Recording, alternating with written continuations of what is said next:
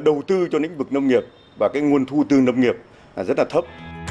Bên cạnh việc thực hiện cam kết quản lý bảo vệ rừng bền vững, trao đổi hạn ngạch tín chỉ carbon từ rừng, ngành năng lượng cũng đang được tính toán chuyển dịch cơ cấu. Dự thảo quy hoạch điện 8 được Chính phủ yêu cầu Bộ Công Thương rà soát thêm trên cơ sở cập nhật những cam kết xanh của Thủ tướng tại COP26. Điều này đã mở ra cơ hội cho điện gió phát triển. Mới đây nhất, Otex, tập đoàn điện gió lớn hàng đầu Đan Mạch, đã đề xuất nghiên cứu dự án điện gió ngoài khơi ở Hải Phòng với trị giá lên đến 13,6 tỷ đô la Mỹ. Đan Mạch quan tâm hỗ trợ Việt Nam giải quyết các thách thức về đảm bảo năng lượng cho tăng trưởng kinh tế liên tục với giá cả cạnh tranh, đồng thời đối phó với thách thức của biến đổi khí hậu. Việt Nam đã và đang ban hành nhiều cơ chế, chính sách giảm phát thải khí nhà kính, rà soát điều chỉnh các chiến lược, quy hoạch, kế hoạch phù hợp với mục tiêu đã cam kết. Hiện nay, Quốc hội đã thông qua cái luật bảo vệ môi trường năm 2020 quy định về cái trách nhiệm thích ứng với biến đổi khí hậu, giảm nhẹ phát thải khí nhà kính của các tổ chức cá nhân sống và làm việc trên lãnh thổ Việt Nam. Thì đây là cái cơ sở pháp lý quan trọng của Việt Nam để triển khai thực hiện, huy động toàn bộ lực lượng của toàn xã hội.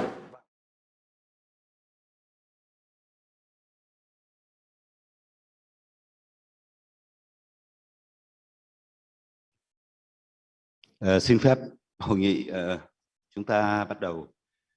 Kính thưa các vị khách quốc tế, các quý vị đại biểu, thực hiện nhiệm vụ chính phủ giao, Bộ Tài nguyên và Môi trường đã chủ trì phối hợp với các cơ quan, tổ chức có liên quan xây dựng dự thảo chiến lược quốc gia về biến đổi khí hậu giai đoạn đến 2050.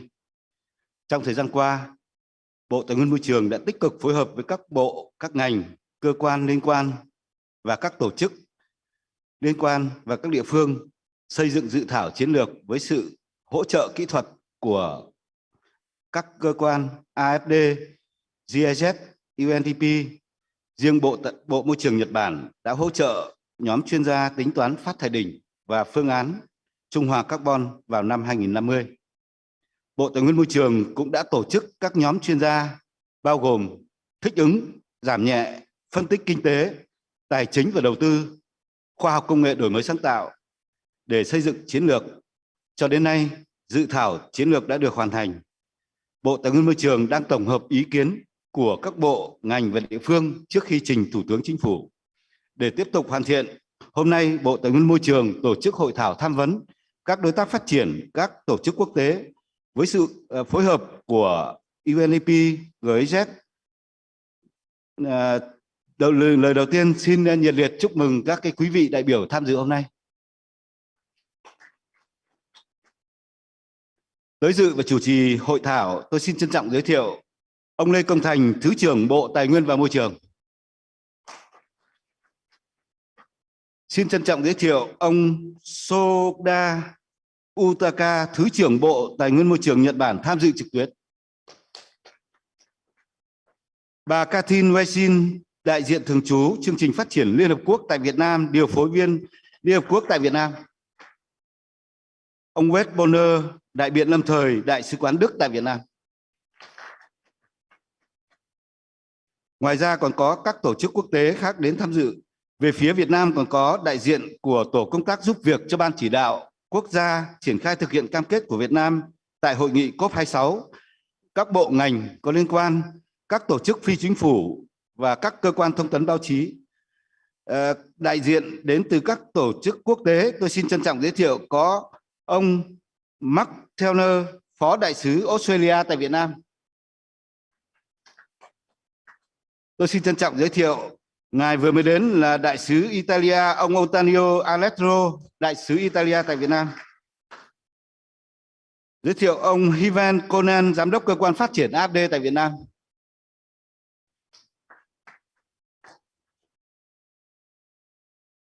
Kính thưa các vị đại biểu, tham dự buổi hội thảo hôm nay, các tổ chức quốc tế còn có các phái đoàn Liên minh châu Âu, Đại sứ quán Hoa Kỳ, Na Uy, Hà Lan, Tây Ban Nha, Đan Mạch, Singapore, Lào, Campuchia, các tổ chức Ngân hàng Thế giới tại Việt Nam, Ngân hàng Phát triển châu Á tại Việt Nam, Quỹ Nhi đồng Liên Hợp Quốc, Tổ chức Bình đẳng giới và trao quyền cho phụ nữ UN Women, chương trình dân cư Liên Hợp Quốc UN Habitat, rồi chương trình môi trường của Liên Hợp Quốc UNEP, Tổ chức Y tế Thế giới, Cơ quan Hợp tác Quốc tế Nhật Bản JICA, Cơ quan Phát triển Quốc tế Canada SIDA, Cơ quan Phát triển Quốc tế Hoa Kỳ USAID, Cơ quan Hợp tác Phát triển Italia, Viện Tài nguyên Thế giới, Viện Tăng trưởng xanh toàn cầu, Viện Chiến lược Môi trường toàn cầu, các tổ chức quốc tế về bảo vệ và bảo tồn thiên nhiên WWF và các nhóm chuyên gia xây dựng chiến lược của chúng ta hôm nay, các cơ quan truyền thông thông tấn báo chí đến dự và đưa tin hội thảo. Kính thưa các quý vị, về chương trình của hội thảo hôm nay, chúng ta sẽ cố gắng sẽ giới hạn làm trong một buổi sáng. Đấy, thì trước tiên là bài phát biểu của lãnh đạo Bộ Tài nguyên Môi trường, đồng chí Lê Công Thành, Thứ trưởng Bộ Tài nguyên Môi trường sẽ có phát biểu khai mạc. Sau đó là ông Soda Yukata, Thứ trưởng Bộ Môi trường Nhật Bản, từ Nhật Bản sẽ có phát biểu tham dự với hội thảo của chúng ta hôm nay. Và bà Catherine Wesin, UNDP tại Việt Nam, và ông Wes Bonner, đại biện lâm thời đại sứ quán của Đức tại Hà Nội. Và chúng ta sẽ nghe báo cáo về cái nội dung dự thảo Chiến lược Quốc gia về biến đổi khí hậu giai đoạn đến 2050 sẽ do lãnh đạo Cục Biến đổi Khí hậu trình bày. Và sau đó là các bài phát biểu của các đại sứ quán, các tổ chức quốc tế. Và kính thưa các quý vị đại biểu, cũng thực hiện nhiệm vụ mà Thủ tướng Chính phủ giao, Bộ Tài nguyên Môi trường ngoài việc chúng ta xây dựng chiến lược thì khởi điểm là từ năm 2021 và cho đến nay thì kết quả là sẽ báo cáo với các vị khách quốc tế để cho ý kiến. Thì Thủ tướng Chính phủ cũng đã giao cho Bộ Tài nguyên Môi trường xây dựng một cái đề án về những nhiệm vụ giải pháp cấp bách để triển khai cam kết của Việt Nam tại COP26, và tài liệu cũng đã gửi cho các quý vị hôm nay. Thì kính mong các quý vị sẽ cho ý kiến vào các cái nội dung mà tham vấn hôm nay. Để đầu tiên thì xin trân trọng kính mời Thứ trưởng Lê Công Thành sẽ lên phát biểu khai mạc hội nghị. Xin trân trọng cảm ơn.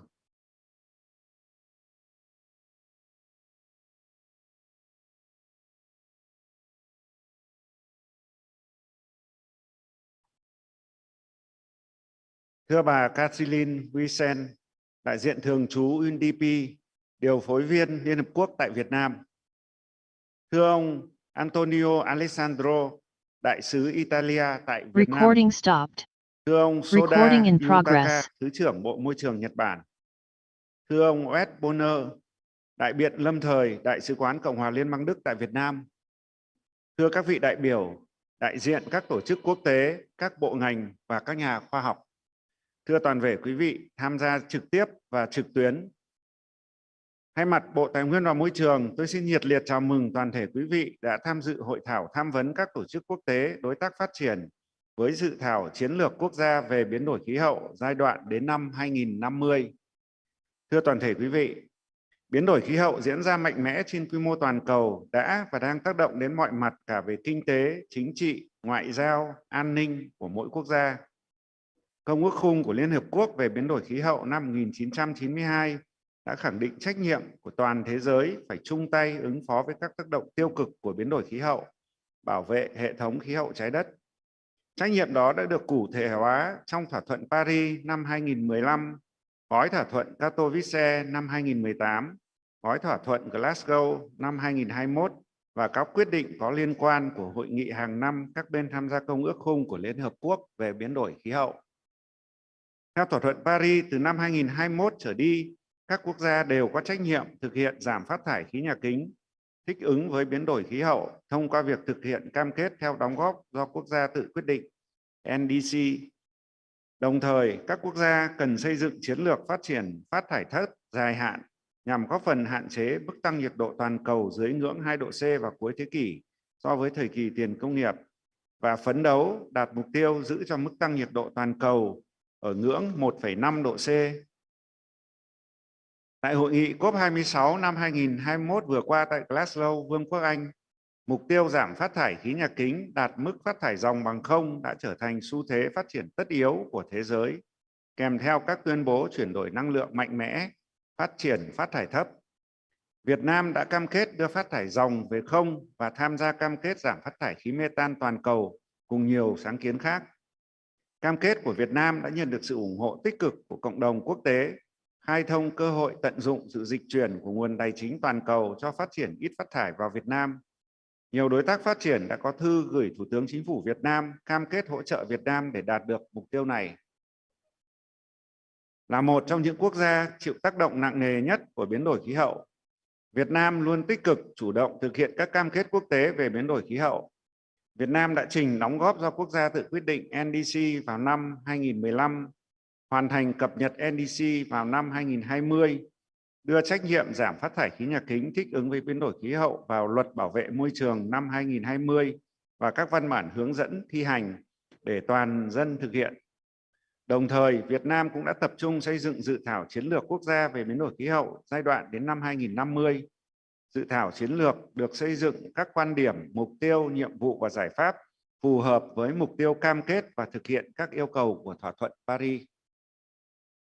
Trong quá trình xây dựng dự thảo chiến lược, Bộ Tài nguyên và Môi trường đã nhận được sự hỗ trợ của Cơ quan Phát triển Pháp trong việc đánh giá quá trình thực hiện chiến lược giai đoạn 2011-2020, hỗ trợ kỹ thuật của Chương trình Phát triển Liên Hợp Quốc UNDP và Tổ chức Hợp tác Quốc tế Đức GIZ trong việc huy động các chuyên gia xây dựng các nội dung thích ứng với biến đổi khí hậu và giảm phát thải khí nhà kính. Bộ Tài nguyên và Môi trường cũng nhận được sự hỗ trợ của Bộ Môi trường Nhật Bản, huy động các chuyên gia Nhật Bản tính toán mức phát thải đỉnh của Việt Nam và phương án đưa mức phát thải ròng về không đến năm 2050. Bộ Tài nguyên Môi trường trân trọng cảm ơn sự hỗ trợ quý báu của các đối tác và những nỗ lực cao của các chuyên gia trong thời gian vừa qua. Việc xây dựng chiến lược quốc gia về biến đổi khí hậu giai đoạn đến năm 2050 cũng đã tham khảo các chiến lược dài hạn về biến đổi khí hậu của nhiều quốc gia trên thế giới như của Úc, Đức, Nhật Bản, Hàn Quốc, Trung Quốc, Thái Lan, Indonesia, Philippines, Malaysia, Bangladesh, Mexico, Nam Phi và nhiều quốc gia khác có điều kiện tương tự Việt Nam. Dự thảo chiến lược quốc gia về biến đổi khí hậu giai đoạn đến năm 2050 phản ánh sự chuyển đổi về chất trong công tác ứng phó biến đổi khí hậu của Việt Nam, đồng thời thể hiện lộ trình hiện thực hóa cam kết của Việt Nam tại COP26. Các nhiệm vụ giải pháp đề ra nhằm đạt mục tiêu đưa phát thải ròng về không vào năm 2050. Bộ Tài nguyên và Môi trường đã xin ý kiến các bộ ngành địa phương từ khi xây dựng đề cương chiến lược, khảo sát 63 địa phương và thực hiện phỏng vấn sâu ở 20 tỉnh, thành phố. Cho đến nay, dự thảo chiến lược cũng đã được gửi xin ý kiến các bộ ngành, cơ quan trung ương và các địa phương, các nhà khoa học. Thưa toàn thể quý vị, tại hội thảo tham vấn các tổ chức quốc tế đối tác phát triển ngày hôm nay, Bộ Tài nguyên và Môi trường rất mong nhận được những ý kiến đóng góp của tất cả các quý vị, các đối tác phát triển với dự thảo chiến lược để tiếp tục hoàn thiện trình Thủ tướng Chính phủ xem xét ban hành. Đồng thời, tôi cũng đề nghị các quý vị góp ý cho dự thảo đề án về những nhiệm vụ giải pháp thực hiện cam kết của Việt Nam tại COP26 đã được gửi đến tay các quý vị. Bộ Tài nguyên và Môi trường tiếp nhận tất cả những ý kiến góp ý và giao nhóm thư ký Cục Biến đổi Khí hậu tổng hợp trình ban soạn thảo hoàn thiện các dự thảo. Một lần nữa, Bộ Tài nguyên Môi trường xin cảm ơn Bộ Môi trường Nhật Bản, Chương trình Phát triển Liên Hợp Quốc UNDP, Tổ chức Hợp tác Quốc tế Đức GIZ, Cơ quan Phát triển Pháp AFD, các nhà khoa học và các tổ chức cá nhân trong và ngoài nước đã hỗ trợ trong công tác ứng phó với biến đổi khí hậu ở Việt Nam trong quá trình xây dựng chiến lược này. Trong thời gian tới, chúng tôi rất mong các tổ chức quốc tế, các đối tác phát triển tiếp tục hỗ trợ Việt Nam trong quá trình triển khai thực hiện chiến lược, thực hiện đóng góp do quốc gia tự quyết định NDC, cũng như các nhiệm vụ giải pháp thực hiện cam kết của Việt Nam tại COP26. Cuối cùng, tôi xin chúc toàn thể quý vị đại biểu tham dự trực tiếp cũng như trực tuyến sức khỏe và thành công. Xin trân trọng cảm ơn quý vị.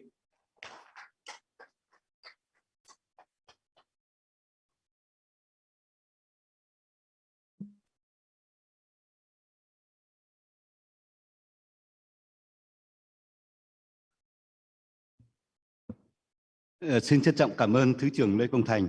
Và sau đây xin trân trọng kính mời ông Soda Yukata, Thứ trưởng Bộ Môi trường Nhật Bản sẽ có lời phát biểu trực tuyến. Xin mời ngài. Xin chào. Vâng, xin kính chào quý vị. Xin kính thưa ngài Lê Công Thành, Thứ trưởng Bộ Tài nguyên và Môi trường của Việt Nam. Kính thưa bà Catherine Quezon, đại diện thường trú của UNDP và quyền điều phối viên Liên Hợp Quốc tại Việt Nam. Kính thưa ông Nguyễn Werner, đại diện lâm thời Đại sứ quán Đức tại Hà Nội. Kính thưa các đồng nghiệp và kính thưa đại diện của các bộ ngành, kính thưa các đồng nghiệp của Bộ Tài nguyên Môi trường và các đối tác của các đối tác phát triển, kính thưa quý vị. Vâng, và như vậy thì ở đây và chúng tôi cũng rất là vinh hạnh được cùng với Bộ Tài nguyên Môi trường của Việt Nam tổ chức hội thảo tham vấn ngày hôm nay, cũng như chúng tôi cũng đã tham gia trong việc hỗ trợ các chuyên gia để tham gia trong quá trình dự thảo chiến lược quốc gia biến đổi khí hậu giai đoạn đến 50 của Việt Nam. Và chúng ta cũng đã ký cái thỏa thuận hợp tác với Bộ Tài nguyên Môi trường của Việt Nam cho đến năm 2030. Vâng, cũng như là tham gia vào triển khai các cái đối thoại chính sách của môi trường giữa cấp lãnh đạo của Bộ Môi trường của Nhật Bản và Bộ Tài nguyên Môi trường Việt Nam, và cụ thể là ngài Trần Hồng Hà, Bộ trưởng Bộ Tài nguyên Môi trường của Việt Nam. Vâng, và với những cái hợp tác như vậy thì Nhật Bản cũng đã có những sự hỗ trợ rất là toàn diện với thông qua các cái giải pháp chính sách khác nhau. Vâng, cũng như là trong quá trình dự thảo về chiến lược quốc gia về biến đổi khí hậu của Việt Nam, cũng như là các cái giải pháp giảm thiểu và thích ứng biến đổi khí hậu, cũng như để có thể tham gia trong cái cơ chế chung JCM. Vâng, và thông qua cơ quan hợp tác Nhật Bản JICA thì chúng tôi cũng đã có những cái hỗ trợ về mặt dài hạn cho đối tác của Việt Nam, bao gồm các cái chương trình liên quan đến biến đổi khí hậu, cũng như là cũng như là các cái chương trình về kiểm kê khí nhà kính, cũng như là hỗ trợ để xây dựng các cái dự án NAMA, và cũng như là hỗ trợ trong quá trình xây dựng cái NDC, trước tiên là INDC và sau đó là NDC của Việt Nam. Và chúng tôi cũng đã chúng tôi đã hỗ trợ cho quá trình xây dựng các kịch bản giảm phát thải của Việt Nam, cũng như là trong các cái lĩnh vực, các cái khối ngành trong phát triển kinh tế xã hội của Việt Nam. Và các cái mô hình, và áp dụng các cái mô hình khác nhau, mô hình tính toán cũng như là phân tích cái phát thải đỉnh. Và đặc biệt là chúng tôi cũng đã cam kết là hỗ trợ Việt Nam để đạt được những cái cam kết mà người đứng đầu của chính phủ Việt Nam là Thủ tướng Chính phủ Phạm Minh Chính đã đưa ra tại COP 26. Và ngay sau COP 26 tại Glasgow đây thì Nhật Bản cũng đã rất hoan nghênh những cái mục tiêu rất là tham vọng của Việt Nam. Để Việt Nam có thể đạt được cái mục tiêu phát thải ròng bằng không vào năm 2050. Cùng với đó thì trong cái kế hoạch hợp tác chung của chúng ta về biến đổi khí hậu, cũng như là để đạt được mục tiêu phát thải ròng bằng không vào năm 2050, thì những cái trao đổi giữa Bộ trưởng với Bộ trưởng Trần Hồng Hà, cũng như là cái cam kết với ngài Thủ tướng Chính phủ Phạm Minh Chính đấy ạ, thì chúng tôi cũng đã các cái hợp tác liên quan đến hợp tác song phương giữa hai quốc gia của chúng ta, và đặc biệt là có những cái tính toán và chạy cho mô hình để xem những cái tác động về mặt kinh tế xã hội, rồi chính trị, ngoại giao của biến đổi khí hậu là như thế nào. Và các cái chuyên gia của Nhật Bản, chuyên gia của Bộ Môi trường của Nhật Bản cũng tham gia rất là chặt chẽ để có thể đưa ra những cái kết quả trong quá trình tính toán này. Thêm vào đó, việc triển khai cái chiến lược này là vô cùng quan trọng. Triển khai chiến lược quốc gia biến đổi khí hậu giai đoạn đến năm 2050 là rất quan trọng, và chúng tôi luôn sẵn lòng và sẵn sàng để có thể có những cái hỗ trợ cho Việt Nam, đặc biệt là hỗ trợ cho thông qua Bộ Tài nguyên Môi trường của ngài Bộ trưởng Trần Hồng Hà, cũng như các cái chuyên gia của Bộ Tài nguyên Môi trường. Và chúng tôi cũng rất là vui mừng khi thấy rằng là trong suốt quá trình xây dựng dự thảo chiến lược quốc gia biến đổi khí hậu giai đoạn đến năm 2050 thì chúng ta cũng đã trải qua quá trình tham vấn rộng rãi để hôm nay chúng ta có tham vấn với các tổ chức quốc tế. Xin trân trọng cảm ơn quý vị. Xin trân trọng cảm ơn ngài Thứ trưởng, và sau đây thì xin trân trọng bà Catherine Wiesen, trưởng đại diện thường trú UNDP sẽ phát biểu khai mạc.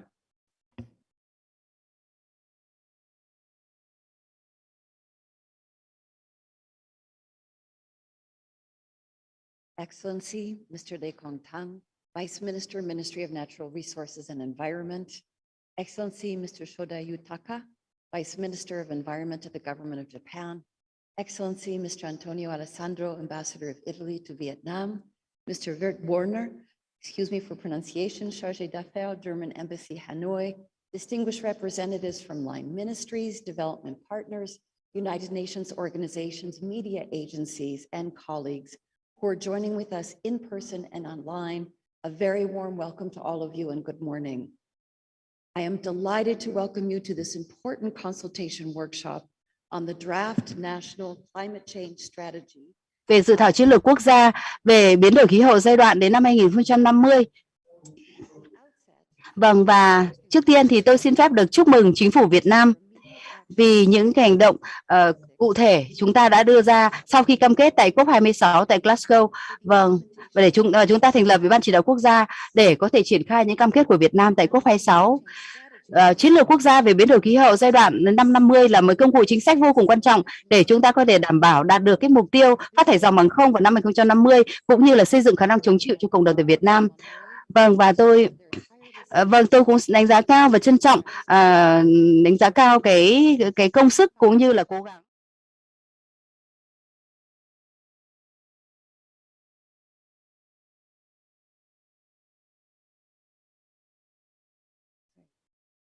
I would like to commend Monterey team for their tireless efforts to prepare this important strategy, which will set a strong foundation for other important climate and energy policies and plans, such as the upcoming Power Development Plan number 8 and the Master Plan for Energy Development, the update of the Nationally Determined Contributions or NDCs, the National Adaptation Plan, and the Green Growth Strategy. The climate change strategy, once endorsed, will help provide a framework for mobilizing a whole of government system approach and whole of society in taking responsible climate action for a fair, just transition and the sustainable development of Vietnam. UNDP is pleased to have partnered with GIZ for the last 2 years to provide technical assistance to the Vietnamese government for the development of the draft climate change strategy. This is another example of our fruitful technical cooperation with Monterey since the development of the NDCs in 2015 and 2020. In this draft version of the National Climate Change Strategy to 2050, I would like to highlight several elements that Vietnam is taking forward. This draft is informed by international good practice in developing long-term low-carbon development strategies. It proposes a sensible and viable roadmap for Vietnam to gain multilateral cooperation on climate change, including key trends of cooperation for technology transfer and resource mobilization towards net zero targets. It highlights that Vietnam is ready for a stronger and more systematic shift towards transformational adaptation programming, gradually introducing a transparent system to monitor climate impact and adaptation progress. The role of business sector is enhanced with a clear plan for the establishment of relevant market-based mechanisms, which will soon regulate business and market operations towards sustainable and low carbon practices. The roles of youth and women have been emphasized, with the role of local governments in adaptive and green transition being strengthened. I hope in coming years, provinces will benefit from the effective decentralization of climate finance and policy incentives, where local communities can lead green and resilient innovations. To further identify additional innovative solutions to help Vietnam achieve its net zero target by 2050, UNDP is working with Monterey to assess the potential of carbon capture, storage, and use, and green hydrogen. These technological developments will play a key role in the path towards net zero emissions, especially from the late 2020s onwards. Moving forward, and as we are seeking further feedback and comments from all of you present, we would like to share a few recommendations. Firstly, Vietnam needs a solid climate legislation to guide and enforce domestic climate actions towards national net zero targets. Critical policies, including PDP-8, the Energy Master Plan, Green Growth Strategy, NDCs, and National Action Plan, NAP, must be long-term, eliminating unnecessary bottlenecks for bold climate investments and enforcing incentives for a just and green transition. Ultimately, these strategies and plans must be further enforced by a climate law. Globally, there are good practices where countries have long-term climate change laws that help the whole of society approach for new climate ambitions. It will also help enable breakthrough innovations, avoiding unnecessary policy overlaps and silo mechanisms. Second, it is vital that Vietnam accelerates adaptation measures to build resilient societies for all, particularly those most vulnerable at the front line of climate change. Through the Green Climate Fund Readiness Window, we are working with key ministries to systematically assess and prioritize long-term adaptation actions while maintaining optimal measures into while mainstreaming optimal measures into national and local plans and budgets. We are also working on developing a coherent monitoring and evaluation system across all sectors for tracking progress transparently. We look forward to deepening our NAP readiness support to Monterey to finalize the nationally development contributions and NAP before COP27. In line with government's resilience building agenda, UNDP has actively supported local communities with transformational adaptation projects where co-benefits of climate actions are optimal. With the Green Climate Fund and the Green Energy Fund, the Green Environment Fund finance, we are planting and regenerating 4,000 hectares of coastal mangrove and have built over 4,000 storm-resilient homes. This type of work, which benefits people on the ground, needs to be further supported and financed. Third, the strategy should help to establish a strong and transparent planning for a green and just transition process, which must move rapidly to a low-carbon future. Equal attention should also be given to vulnerable people who are impacted by both the energy transition, who are in need and who need to adapt to the changing climate. UNDP is assessing the impact of phasing out coal power and energy transition and what specifically these processes would mean for Vietnam. This includes assessment of the socioeconomic impact of the Energy Master Plan to reach net zero by 2050. Vietnam also needs to maximize positive socioeconomic impacts and at the same time introduce key safeguard measures to protect local communities and natural resources from any adverse effects as we move towards the net zero target. At the heart of our climate programs, women and youth must be empowered in championing climate knowledge and technologies to lead green innovations and resilient businesses. Fourth and lastly, Vietnam must introduce transparent policy frameworks on green financing flows to support new green and resilient projects and investments. Both foreign direct investment, or FDI, and domestic private sector finance are essential to support the achievements of net zero emission targets by 2050. Investments to offshore wind power, solar power, upgrading grid system, and storage of electricity requires tens of billions of US dollars, which cannot be met using public funds alone. It is equally important to establish a clear set of criteria for environmental and climate safeguards in all investment projects. In line with global trends, Vietnam should manage green financial flows by establishing a transparent mechanism for domestic and international capital markets, market-based carbon pricing, accountable green facilities for green credit, and green bond facilities towards long-term financing targets.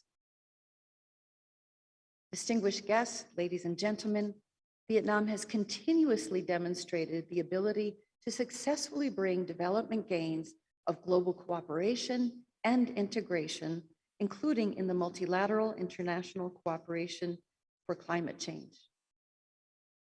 We very much look forward to today's discussion, to your contributions to support Vietnam in finalizing this important draft climate change strategy to support the government in driving forward these vital climate ambitions.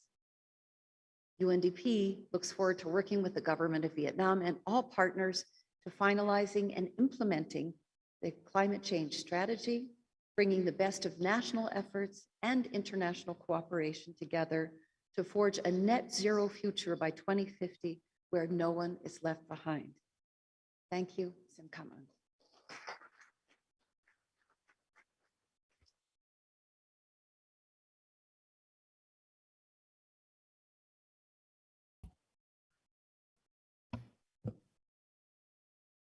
Tôi xin trân trọng. Thank you very much, Madam Catherine Guesen. And next, we would like to kindly ask Mr. Wurzburger, the Chancellor of Affairs of the German embassies in Vietnam, to have some remarks.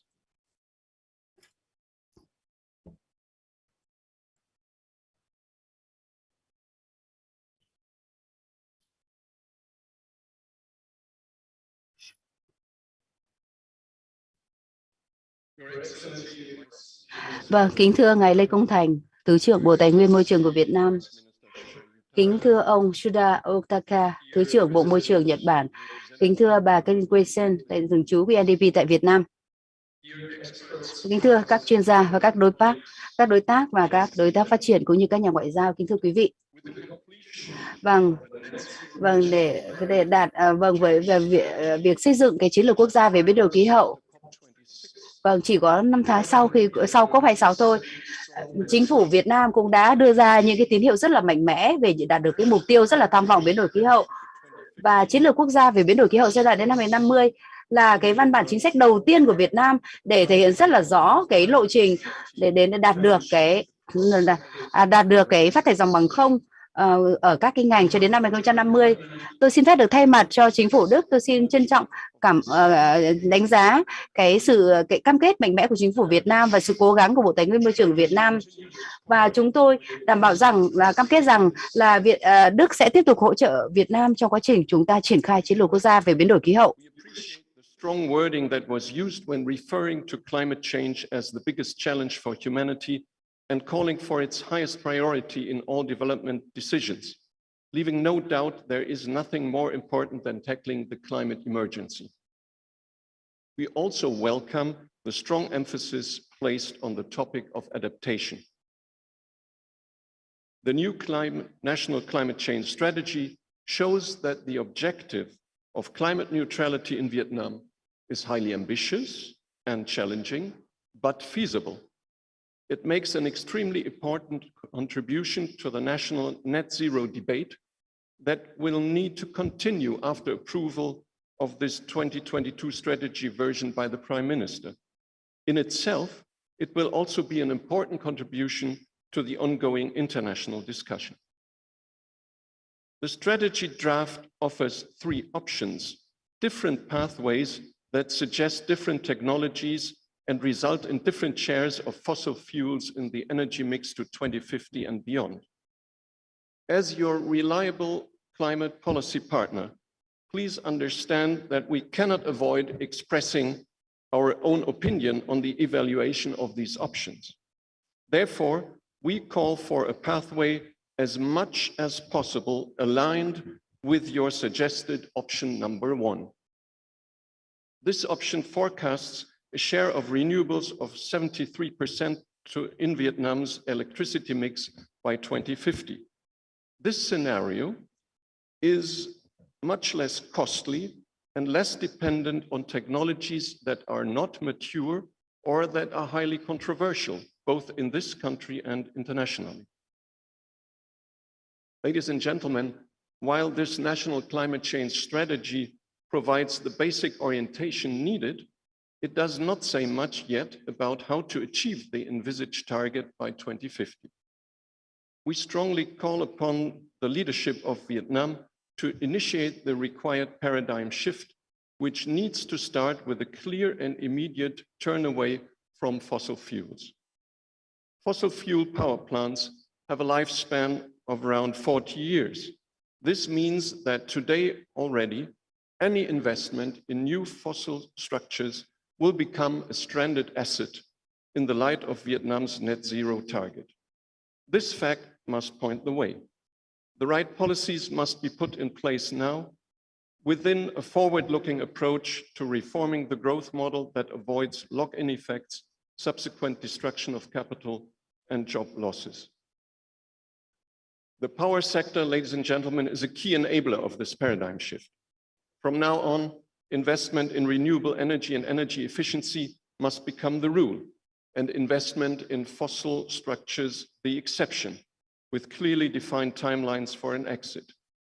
This requires to urgently remove the barriers to absorbing more low carbon investment into renewables in Vietnam.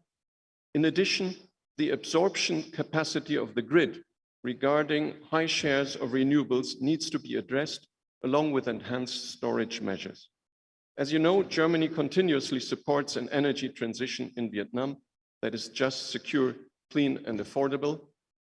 And I want to add, we are very happy that a Vietnamese delegation could participate in person at the Berlin Energy Transition Dialogue at the end of March, and that we could open a new chapter in German-Vietnamese relations with the first Vietnam-Germany Energy Day to officially open our formal energy dialogue with Vietnam. But we must also not forget about the other sectors and branches that have huge growth projections and require substantial decarbonization: transport, construction, cooling, and industry in general. We appreciate the impulses that are provided by the National Climate Change Strategy in this regard, such as the electrification of the transport sector or the decarbonization of the industry by means of green hydrogen. Yet, we call for greater emphasis on demand reduction strategies, reduction of demand of energy, especially electricity, but also of materials, goods, products, and services. Please remember, the kilowatt hour you don't need is the best you can have. Various reduction measures can be implemented at low costs, depending on the policy instrument used, as for example, a ban on single-use plastics.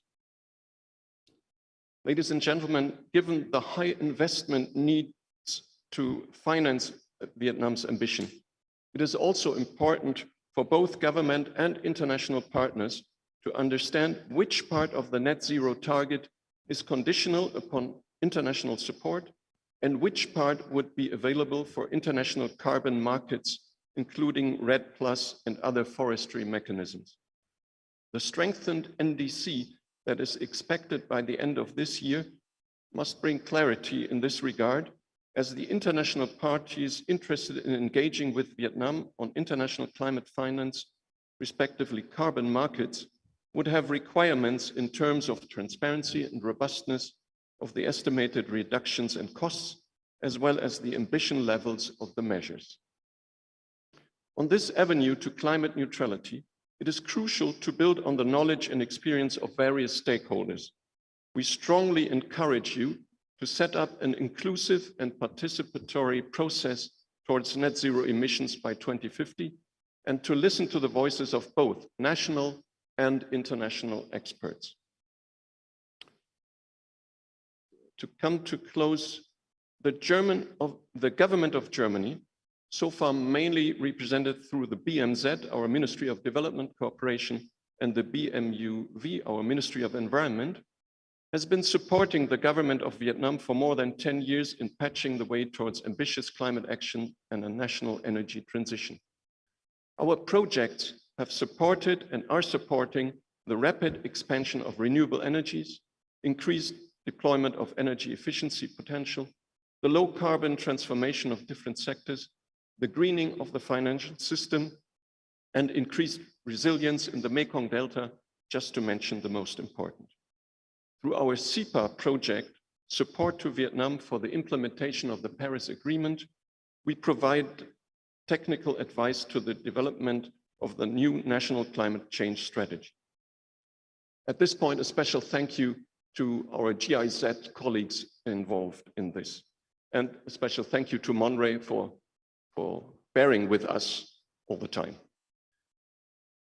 We are very eager to keep joining hands in establishing Vietnam's net zero transition.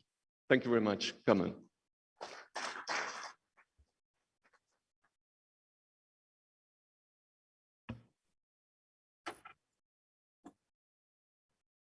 Xin trân trọng. Thank you very much, Mr. Westwarner, the Trust Affairs of the German Embassy in Vietnam. Ladies and gentlemen, now we will listen to the key components of the draft of the NCCS of Vietnam for period until 2050. We'd like to kindly ask Mr. Phạm Văn Tấn, the DDG of the DCC of Monterey and the member of the drafting team, to come up to make the presentation.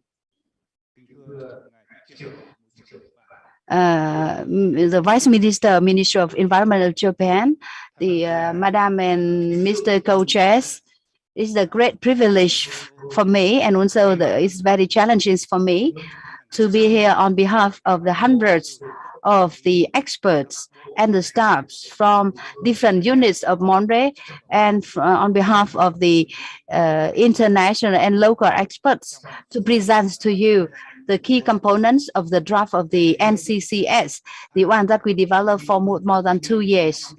We have already delivered the documents to you, and where you in here, we have the Prime Minister decision, and also the technical reports of 300 pages attached to the national strategies.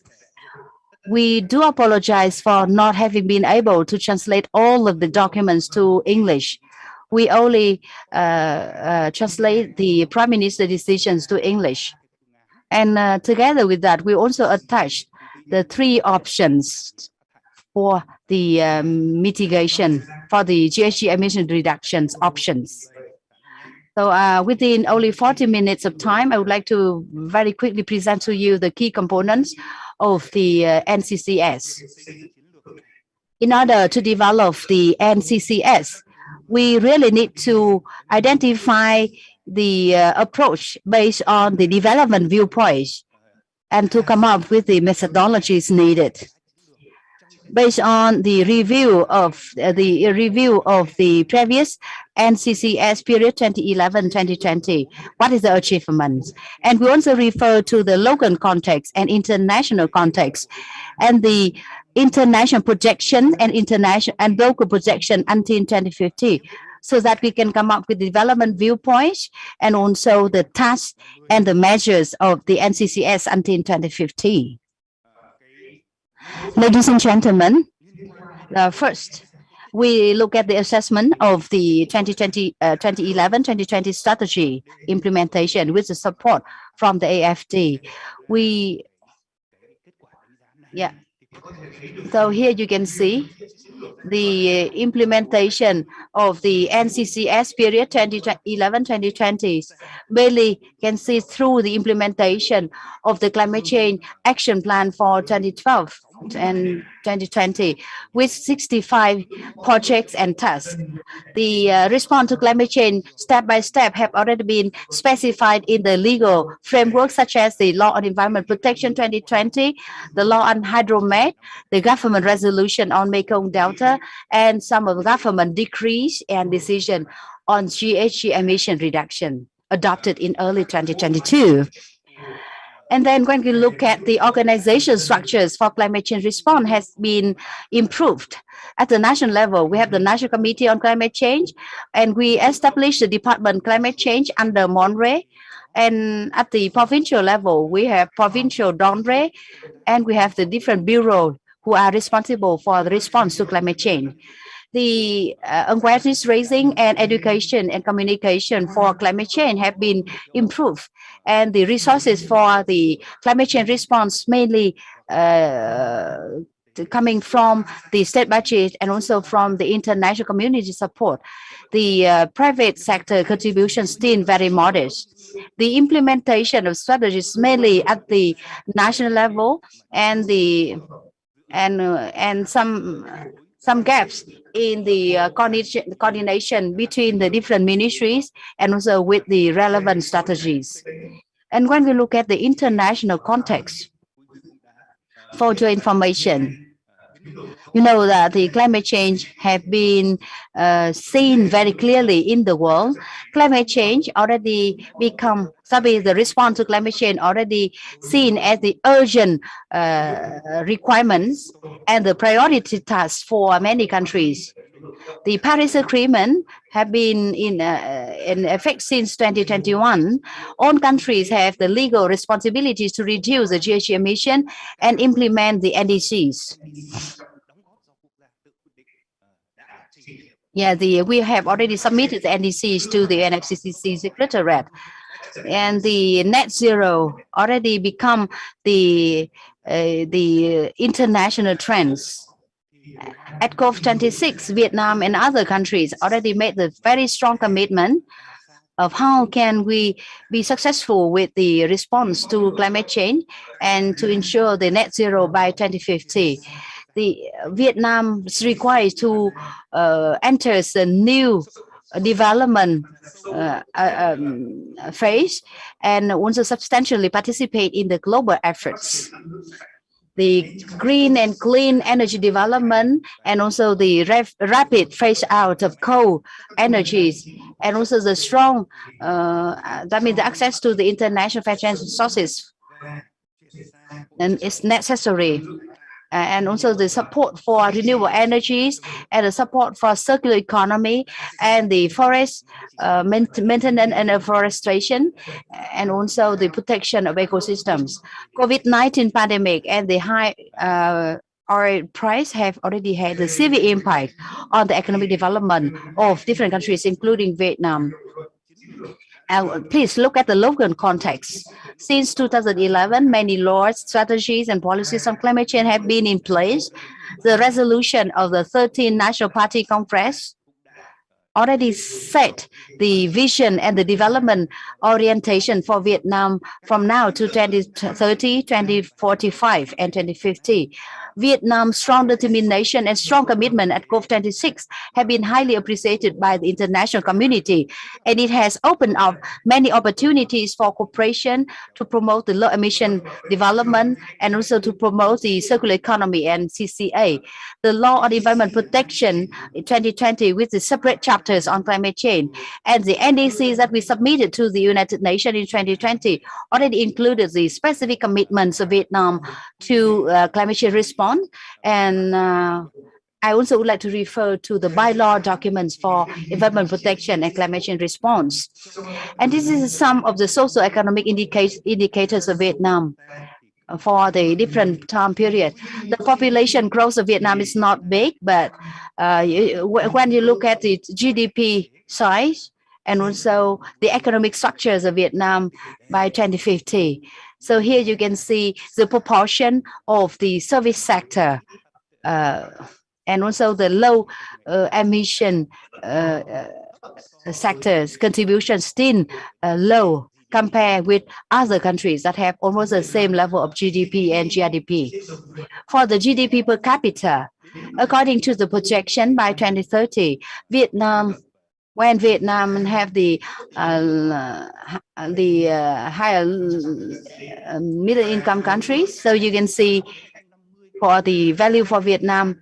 And for 2050, we look at the low scenarios and the high scenarios for the GDP per capita of $18,500 and the high scenario of $21,500 per capita.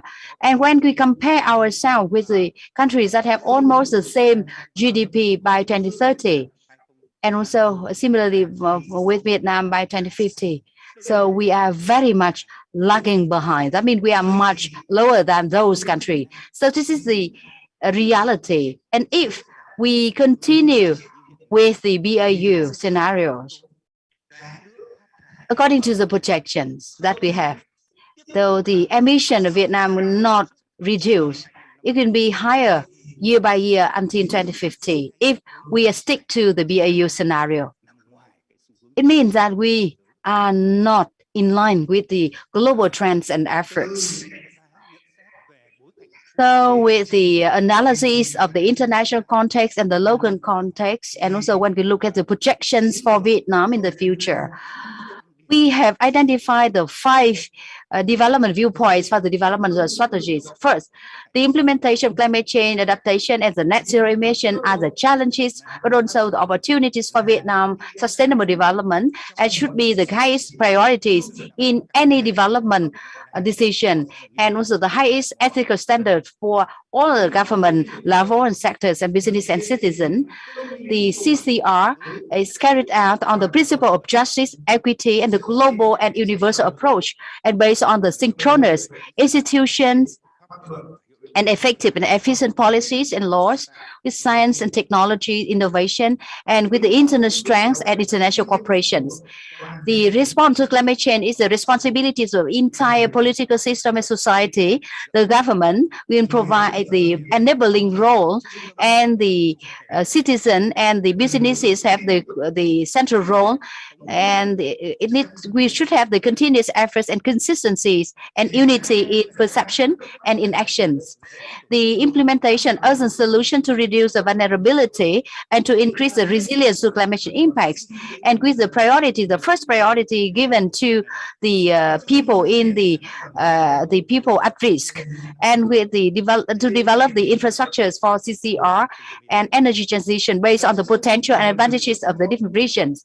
The focus on the resources needed for response to climate change, developing the carbon mechanism and carbon market, promoting investment shift to low emission economy, and promoting the state resources as the seed capital and the leverage to attract the investment from the private sectors, based on the and also to mobilize the resources from international cooperation, and to ensure the equality and the fairness and the great cooperation for mutual benefits. The overall objectives of the strategy. We have identified the overall objectives is to be proactive and active and effective for the adaptation and reducing the vulnerability and the losses and damage associated with climate change, and reducing the greenhouse gas emission towards the net zero by 2050, and taking advantage of opportunities from the CCR to shift the growth model and to improve the resilience of the economy and to improve the competitiveness of the economy, and also to be responsible when contributed to the international, to the global efforts. And after identifying the overall objective, we identify the specific objectives. The first one, the climate change adaptation, reducing the vulnerability and the risk to climate change impacts through improving the resilience and the adaptive capacity of the natural, economic, and social systems, reducing the damage associated with the natural disasters, the weather extreme condition due to climate change, reducing the GHG emission reduction, and to try to reach net zero target by 2050, improving the quality of the growth and also the competitiveness of economy, and actively and responsibly contributes to the international community to protect the earth. So this is the this is for the CCA and mitigation. And for the CCA, we also identify the set of sub-objectives for a period until 2030 and 2050, of which the CCA, for the CA until 2030, we should prevent the water and land degradation, ensuring the quality and the quantity of the resources for socio-economic development. And the structures of crops and livestock has been is transformed towards the more climate change smart adaptation, and to develop the sustainable agriculture, forestry, and fishery value chains to ensure the food security and national nutritional balance, and to ensure the forest cover from 42 to 43%, the nature reserve area reach 9% for the land area, and protected sea and coastal area reach 3 to 5%. The critical infrastructures work for climate change adaptation are completed with the disaster safety standards, especially for the facility for natural disaster prevention, flood prevention, salinity intrusion prevention, and also to ensure 90 to 95% of the population have the access to clean water supply, and at least 70% of the population have the access to clean water. and also to make sure that we have the apply the scientific and technological advance for the better hydromet forecasting and early warning, and ensure that 80% of the household in the disaster prone area will have the safe house, and also to relocate the people from the area of bronze to the flash flood. For 2050, the objective is to effectively manage the water and land resources, improving the environment quality, prevent the natural disasters for socio-economic development, and to continue with the modern climate smart agriculture, and also to maintain the forest cover of 43%, and especially to improve the quality of forests in Vietnam. And also to improve the recovery rate of the forestry. The socio-economic infrastructure system need to develop in the synchronous way so that we can be more effectively adaptive to sea level rise, and also to increase the green area per capita in urban area, and to make sure that 100% of the population have access to clean water supply. And then the capacity, disaster forecast capacity of Vietnam will be improved. And then the resilience of the natural disaster prevention facility and works is improved. And the people are safe from natural disasters and the weather extreme conditions. And then the climate risk insurance scheme will be implemented for the different production and business domains, especially with the area that are prone to those disasters. And we also come up with the emission reduction options. This is the great efforts made by the local and international scientists and experts with the independent support from Japanese experts as well. We have identified 7 options. The objectives until 2050.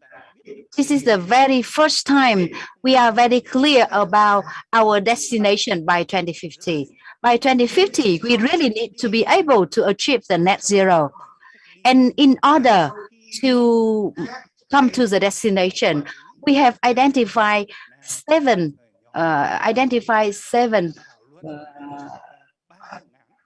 pathway, and then we have the short list of 3 options. That means that from the proposed 7 option or pathway, we have the short list, come up with a short list of the 3 options.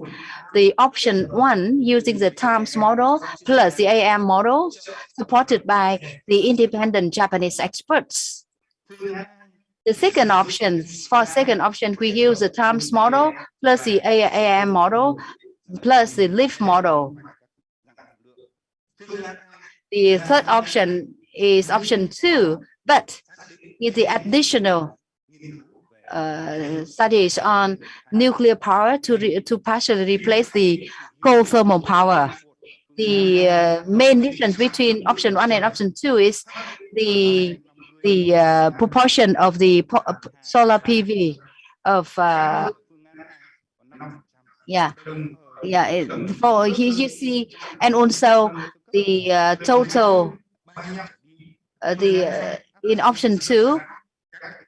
For option 2, we widely apply the hydrogen production technologies from wind power, and option 2 has a higher proportion of fossil fuel than option 1.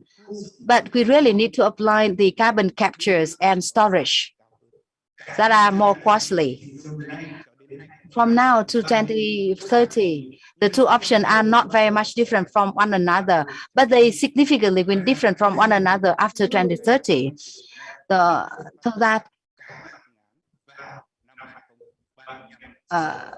So that we can have the peak emission by 2035 and then rapidly reduce. For option 1, we strongly develop renewable energy and optimize the exploitable energy sources. Optimize resources technologies.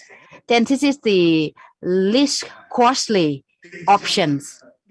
The proportion of the solar PV is highly concentrated, but it needs a lot of land area. According to our estimates, in order to have the higher proportion of the solar PV, we need at least 500,000 to 1 million hectares to install the solar panels. So this is the great challenge for us. So so you see the result specifies the level of emission reduction from sector, subsector every year, but it don't tell us it don't indicate the emission reduction by measures. It will be very much difficult for the ministry and sector planning. Yes, and the second option, when we use the Tham, AM, and LEAP models, so the emission reduction by measures and the course is convenient for planning, implementation, monitoring. So here, the proportion of power generation sources is referenced and adjusted according to PDP 8. The proportion of coal power is still high, therefore it is necessary to apply the costly technologies such as the hydro and the system. For option 3, the emission reduction by measures and cost, and it's convenient for planning and for the monitoring and evaluation to ensure the transparency of the Paris Agreement. The proportion of power generation sources is very much stick to PDP 8 with the additional of the nuclear power that have been missing from the PDP 8. Here we include the nuclear power development measures. This is considered at the high policy level. And based on the analysis and the assessment of the 3 options, we have proposed the option 2. By 2030, the total GHG emission will decrease by 43.1% compared with the BAO scenarios. So here you can see it is a kind of the breakthrough steps in the NCCS. And if we compare with the NDCs of Vietnam submitted in 2015, with the local and international resources, we only managed to reduce 25%. The update NDC Vietnam that we submitted to the UNFCCC with the 27% could be the new target with the reduction compared with the BAU. With this option, we will have the kind of the breakthrough step by reducing the GHG emission by 43.1%. So in order to achieve the targets, the 5 sectors and domains, according to the IPCC requirements, each sector, how much need to be the reduction for each sector, and the emission reduction by 2030 need to be that level and never can be exceeded. So yes, for the BAU, we can come up with the kind of the assumptions. And the uncertainty of the BAU by 2030 can be controversial, but the total emission from each sector need to be not to exceed the certain threshold as we presented here in this slides. So this is really the very specific GHG emission by sector by 2030. And similarly for 2050, in order to achieve the net zero by 2050, the sectors and the economic domains also need to ensure the reduction of GHG compared with the BAU. Yeah, very specific targets, of which the energy sector need to reduce 91.6% compared with the BAU, and the total emission reduction, the total emission of the energy sector not to exceed 101 million tons of CO2 equivalent. And for agriculture sector, you can see the 63.1% compared with the BAU and not to exceed 56.4 million tons of CO2 equivalent. And in the forestry and land use subsector, the decrease of 90% and also and the GHG forest captures of at least 185 million tons of CO2 equivalent. In the waste sector, the targets of 90.7%, and the emission amount not to exceed 7.8 million tons of CO2 equivalent.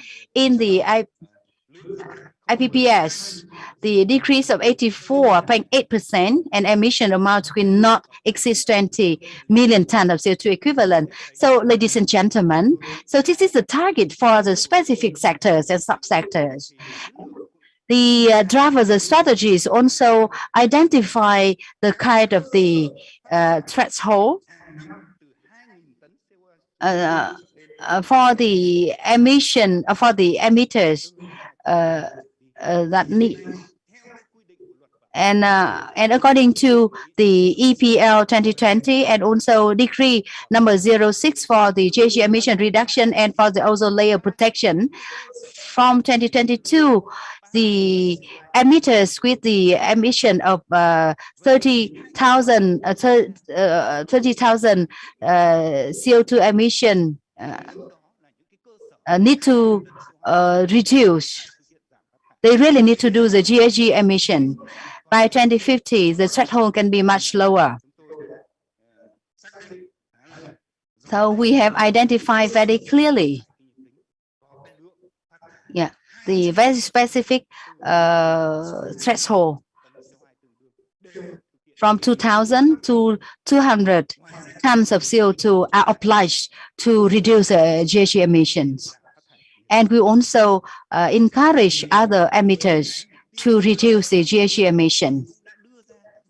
We have also identified the measures and the solution for the CCA and for the mitigation until 2030 and 2050, of which for the CCA targets, so here you can see, to enhance the resilience and the adaptive capacity of the natural, economic, and social systems with the 6 sets of measures. For example, to prevent the decline and degradation, and also to restore the natural resources, and then the agriculture and food security, and the forest and ecosystem, and then the medical treatment, and also to ensure the social security and gender equality. So these are the 6 sets of the measures to enhance the resilience and adaptive capacity of the natural and economic system.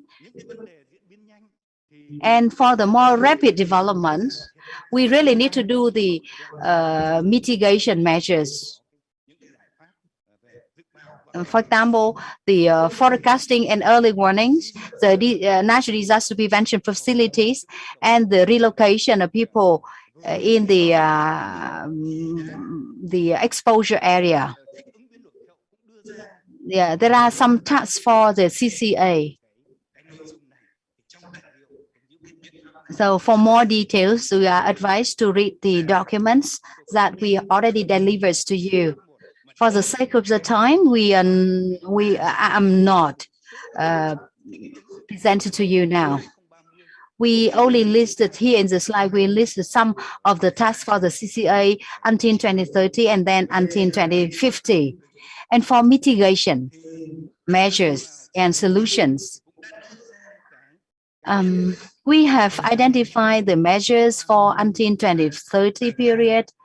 For example, to ensure the GHG emission inventory, GHG inventory, and the GHG emission reduction for the establishment that have the emission level of 3,000 tons of CO2 equivalent. And then, for more details, you are advised to read the slides that I'm presenting now. And we also developing the kind of the policies for the total emission levels, and also the GHG inventory. And also the different measures for fulfilling our commitment to the global methane pledge at COP26. So, and we also have 42 measures for energy sector, 21 measures for agriculture sector, 7 measures for LULUCF, 7 measures for waste sector, and 10 measures for IPPS. That means for the IP sectors, so that we can reach the net zero target by 2050. And then we also identify what measures to be implemented, when the measures to be implemented. So what is the reduction level by 2030, and what is the cost incurred for the implementation of that measures. For the specific measures, out of the 87 measures, here we have the introduction of some measures out of 87 ones for your references. And also some of the components in the draft of the Prime Minister decision that we already translated into English, and we already put in the document delivered to you today.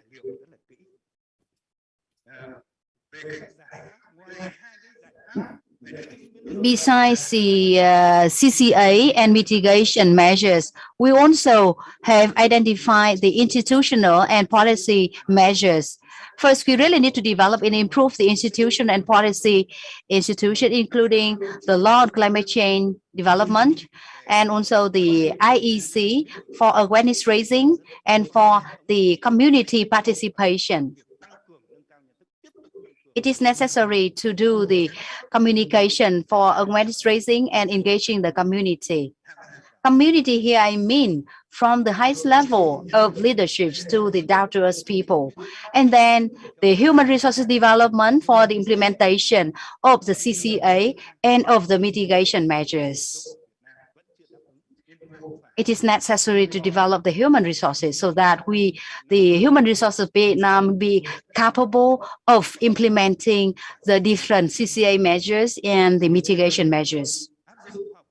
And then and developing the science technology and adopting science technology, and then mobilizing the financial resources for response to climate change, and also the mobilization of the resources from private sector is also important.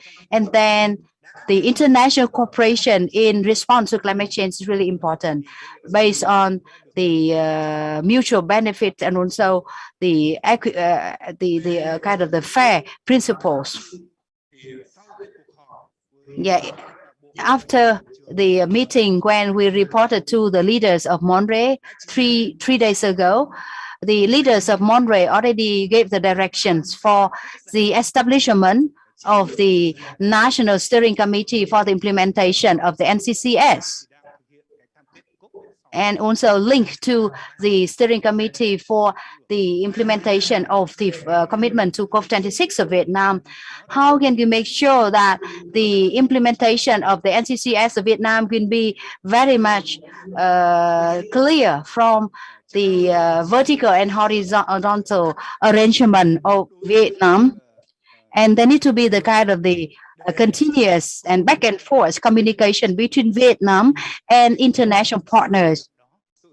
So this is the update elements that I have not put in the slides. This is the update. I mean, the most update development after we have the meeting with the leaders of Monterey.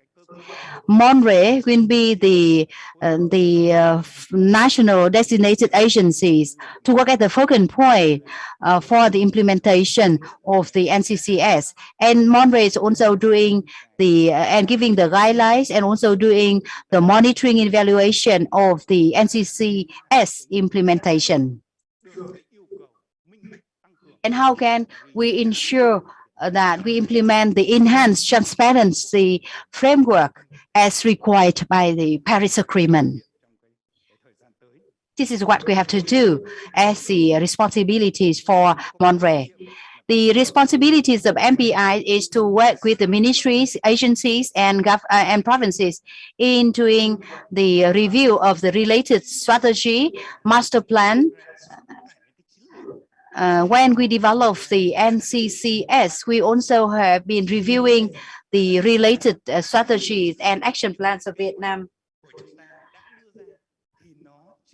The current strategies and action plans of Vietnam have not been able to enhance the response to climate change and reducing GHG emission to meet the net zero target by 2050. Therefore, the NCCS until 2050 will serve as the foundation or the reference framework for the ministries and for the provinces to make the adjustment to the current strategy, the current action plans, so that they can come up with the more feasible and suitable targets so that we can achieve the net zero targets. So the NCCS until 2050 can serve as the backbone for the ministries, government agencies and provinces to make the adjustment and the necessary adjustment.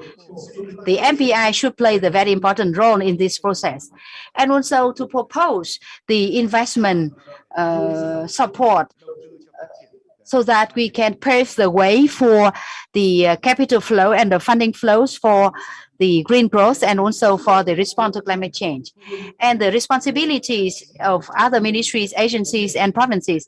The MOF is responsible for the financial policies and also the investment policies for the implementation of the NCCS. Ministries and ministry level agencies are responsible for developing the action plans to respond to climate change and for the implementation of the NCCS. From now to end of 2022, after the approval of the NCCS, government agencies and provinces need to develop their action plans for the implementation of the NCCS to contribute to the fulfillment of our commitment to COP26.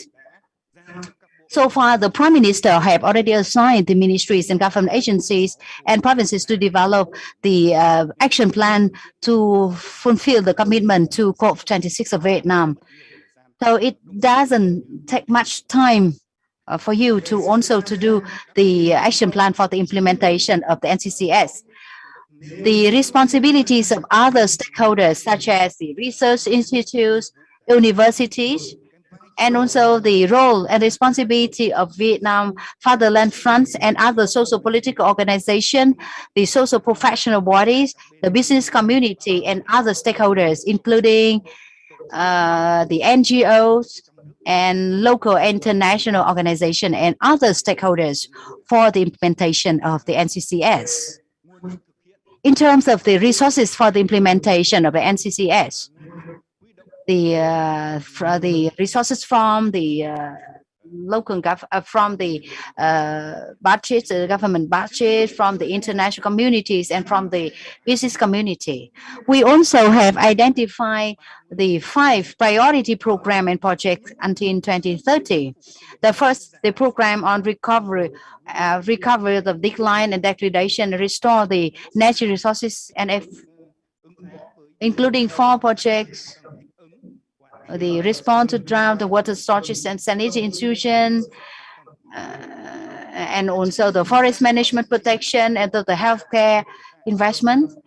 And the second one is the recovery and mitigation of loss and damage associated with climate change, including 2 projects. The first one develops the technology forecasting and warning and hydromet, and then the planning of the area and region with the high risk of the climate change impacts. The program number 3 is the emission mitigation, energy transition, public transport transformation, including 3 projects: the research and development of the renewable energy, and then the planning and shift of the private vehicles to public transport. And number 3, reduce the methane emission. And program number 4 is the DX and the communication for awareness raising to CCR. And number 5, the science technology development to achieve the net zero emission with 1 project proposed. We also have identified some potential challenges for the implementation of the strategy. The CCA activities often require the large investment, and people may not see the immediate direct benefits. Therefore, the challenges can be for the mobilization of the resources from the business community. And then another challenge is the investment from the state budget. You know, that the investment from the state budget are made based on the priorities set by the ministries and provinces. There are, therefore, the challenges in the intersectoral coordination. and also the challenges for the synchronous interventions. With that, leaders of Monterey have already asked for the establishment of the National Steering Committee for the implementation of the NCCS to overcome these particular challenges. The structural measures such as the dike system development, the embankment development are still the choice for by the different stakeholders. And with the and if we don't have the multi-stakeholders involvement, we may come back to the structural measures without being aware of the negative impact of those on other stakeholders and audiences.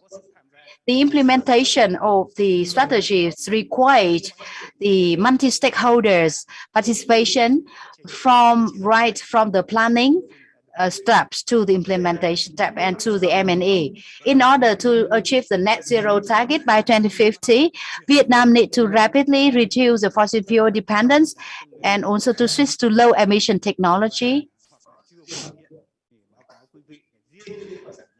For the mitigation. And if we follow the three options, for option one, we need an additional of 350 billion US dollars until 2050. For the second option, 269 billion US dollars. And for option three, we need 374 billion. So, for the three options, the price ranging from 305 to 374 billion US dollars depend on our choice of options. Set aside the resources needed for the implementation of PDP 8 Vietnam. The price at the cost of more than 300 billion. This is the additional investment after we already doing other BAU measures. This is the additional investment. The net investment for the CCA to also very huge. The question is where the resources come from, whereas the energy security assurance team challenges, and also some other challenges from the market perspective as well. In the recent 2 years, during the development process of the NCCS, we have received the strong involvement and support from the international and local scientists and experts. On the 21st of April 2022, leaders of Monterey already gave their new directions, and that means the very new direction to the development process and implementation process of the NCCS. And due to the COVID-19 context, many consultation, meeting, and workshop already were organized online. We have the very good coordination between the local and international experts. More precisely, the experts who developed the AIM from Japan, models from Japan, and also the Vietnam experts who are doing the Tham and the lift models, and also the international experts from the international WRI, also from the UNEP. The great coordination between the international and local experts for this. So, this is the end of my presentation. Thank you very much for your attention, and we very much would like to receive the feedbacks and the advice from you so that we can very soon finalize the NCCS that will be submitted to the Prime Minister for approval. This is our strategy. So the development is also our responsibility, and the implementation is also our responsibility. Thank you very much. Thank you very much, Mr. Phạm Văn Tấn, for the very brief presentation on the key components of the draft of the NCCS of Vietnam until 2050. And next, we would like to hear from you.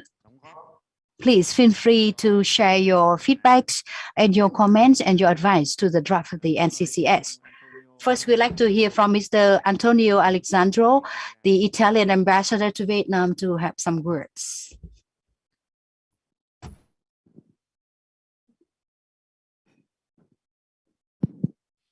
Thank you, Deputy Minister. Good morning, everybody. I welcome this consultation workshop.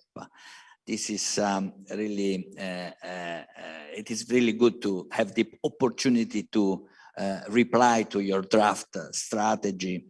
And of course, we all appreciate the dialogue, the constant dialogue that the Vietnam government has maintained with the international community and international partners on your path to decarbonization. So full appreciation and full support to your initiative and to this workshop.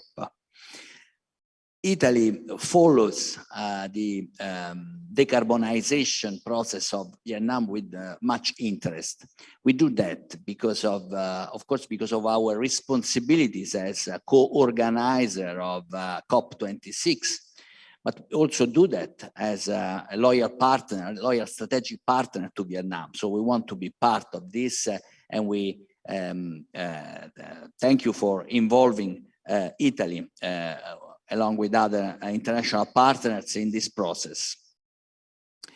The draft strategy that you have just presented is a key document for the future of Vietnam. Quite a complex document. I really appreciate the presentation that has been given by Deputy Director Tan. Really exhaustive, many information, many important points. Perhaps we need some more time, because it really deserves time to digest it and to be able to study and be able to provide specific feedback. So at this time, just a few preliminary thoughts by myself in this situation. The first point is the choice amongst the options. You have presented some options, and I think there is no surprise that we prefer option one.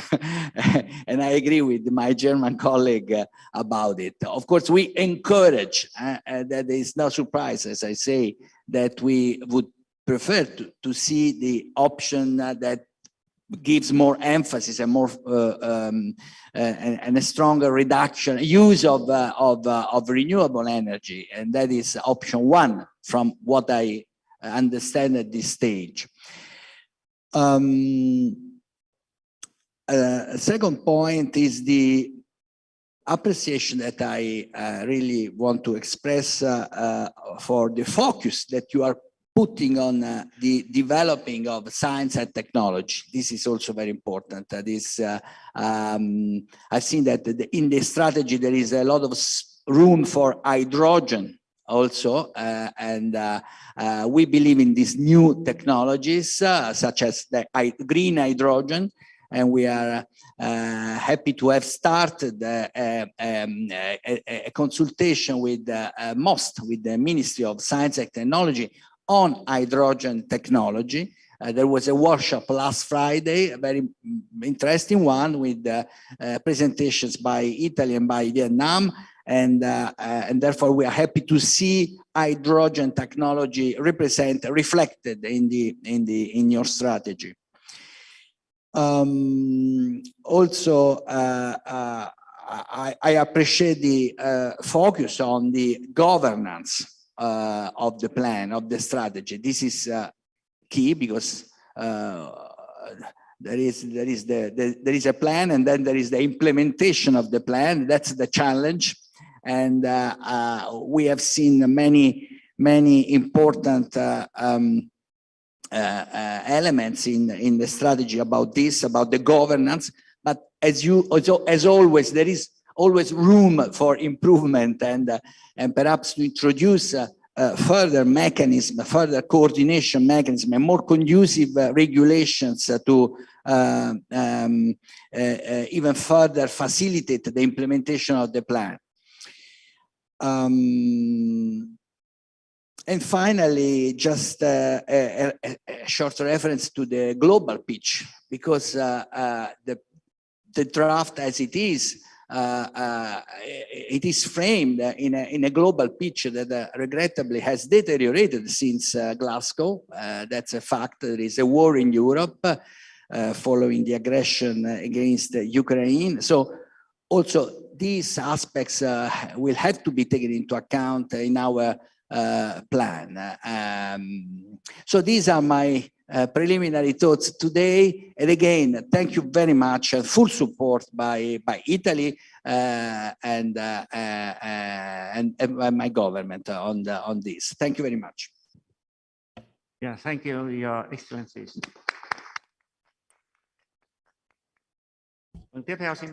Next, we'd like to collect the feedbacks and advice from the audience. The floor is yours.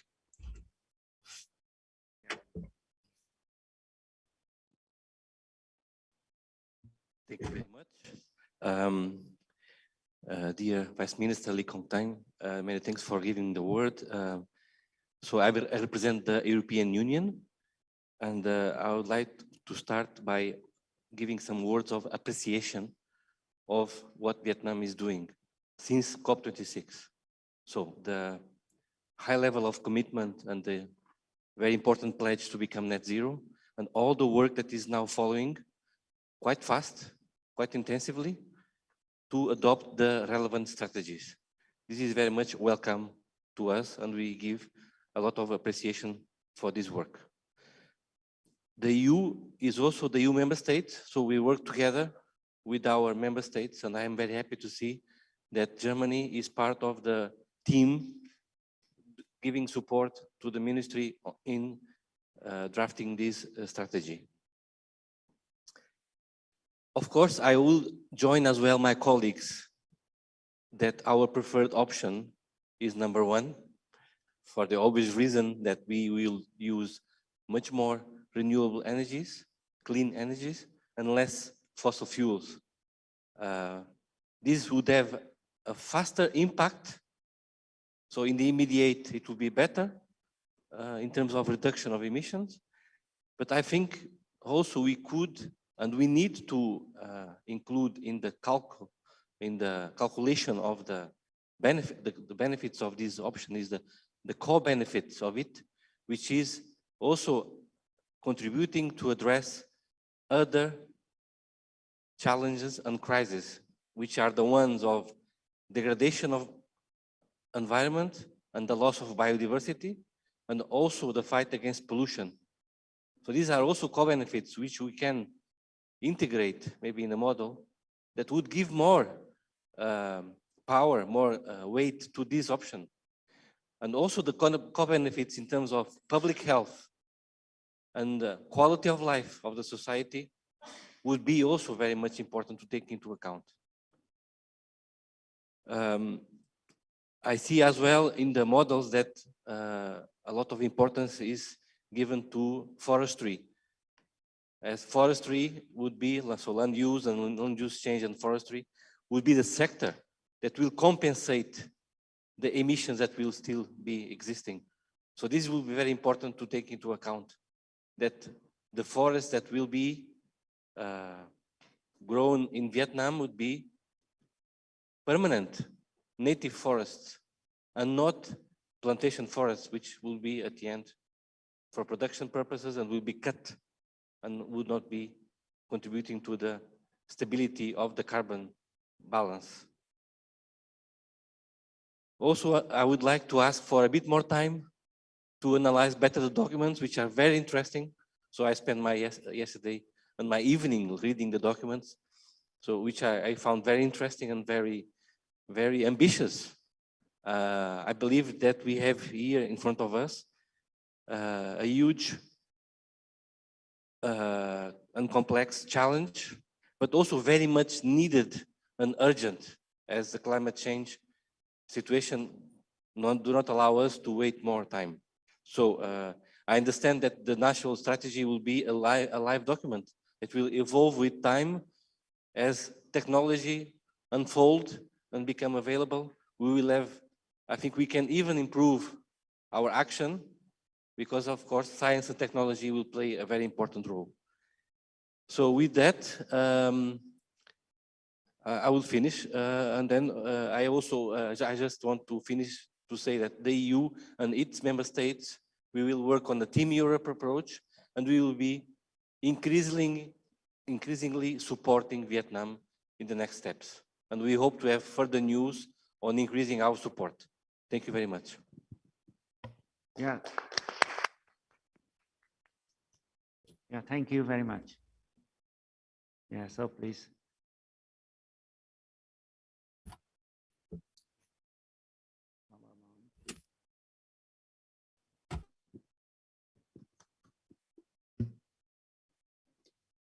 Thank you so much, Vice Minister Tang and others for coordinating this very important gathering. My name's Mark Tattersall. I'm the Deputy Head of Mission at the Australian Embassy here.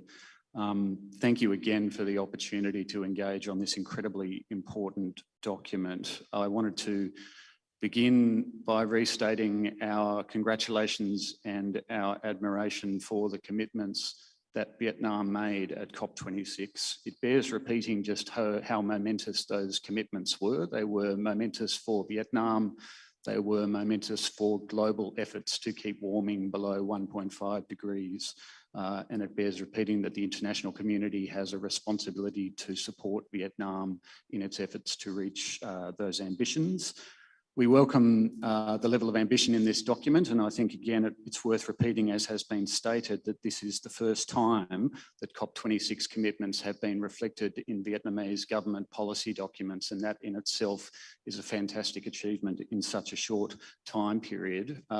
You may be aware that Australia made its own commitment to net zero emissions by 2050 at COP26 in parallel with Vietnam. And as we move to implement those commitments, it's clear about the degree of reform that is required. It requires structural transformation across all levels of the economy. It requires the investment of the private sector and, of course, the engagement of the international community, including through carbon market mechanisms and offset mechanisms that will also be essential for Vietnam. My main point on this is that change requires policy consistency across all arms of government. And if there was one message I had out of this remarks, it would be to see, without taking comments on the options in front of us, the essential thing is that the commitments made here on emissions reduction are properly reflected in other key policy documents of the Vietnamese government, not least the Power Development Plan 8 and the Master Plan for Energy Development, as has been previously stated. Ambassador Alessandro spoke also about the importance of implementation, and we do really welcome the comprehensive governance mechanism that you've set out here, and in particular the very comprehensive list of ministries responsible and tasks required to meet COP26 outcomes. Leadership from the Prime Minister and Monterey will be essential, and so too will be transparency and regular reporting. And we would like to see a process that regularly reports publicly and, of course, ensures inclusion of voices from across society in Vietnam, in particular those most vulnerable to the impacts of climate change. For our part, Australia is committed to work in a practical way with Vietnam to meet these commitments, and indeed our Prime Minister signed a statement on joint practical climate change action at COP26. And over the coming months and years, we will be reforming our substantial grant ODA program to ensure that it can support Vietnam in practical ways to deliver on the energy transition. In particular, we will look at ways to use our grant funds to leverage other sources of finance for the energy transition, and with a particular focus on the transformation of the grid that is going to be required to uptake the substantial share of renewables that will be needed. We'll work with partners in the World Bank Group on the reform of the financial sector to ensure that green finance is available to drive this transition. We'll work on human resource development and skills. We will build institutional linkages between organisations and governments in Australia, in Vietnam, and we will work through mechanisms including Export Finance Australia to drive private sector investment. And I note that there is already substantial Australian private sector interest in energy investment in Vietnam, including in offshore wind, and we hope very soon clean hydrogen as well. So with that, I would just like to congratulate you once again on the momentous effort of recent months and note that there is much more to do, and we stand ready to work with Vietnam and other partners through that process. Thank you.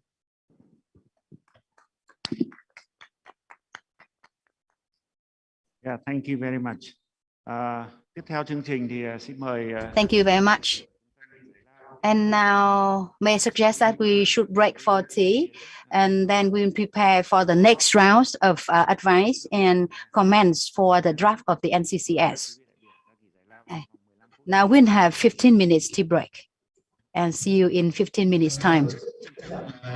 We would like to kindly ask you to join us with the group photos. So could you please go up front for the group photo sessions? Yeah.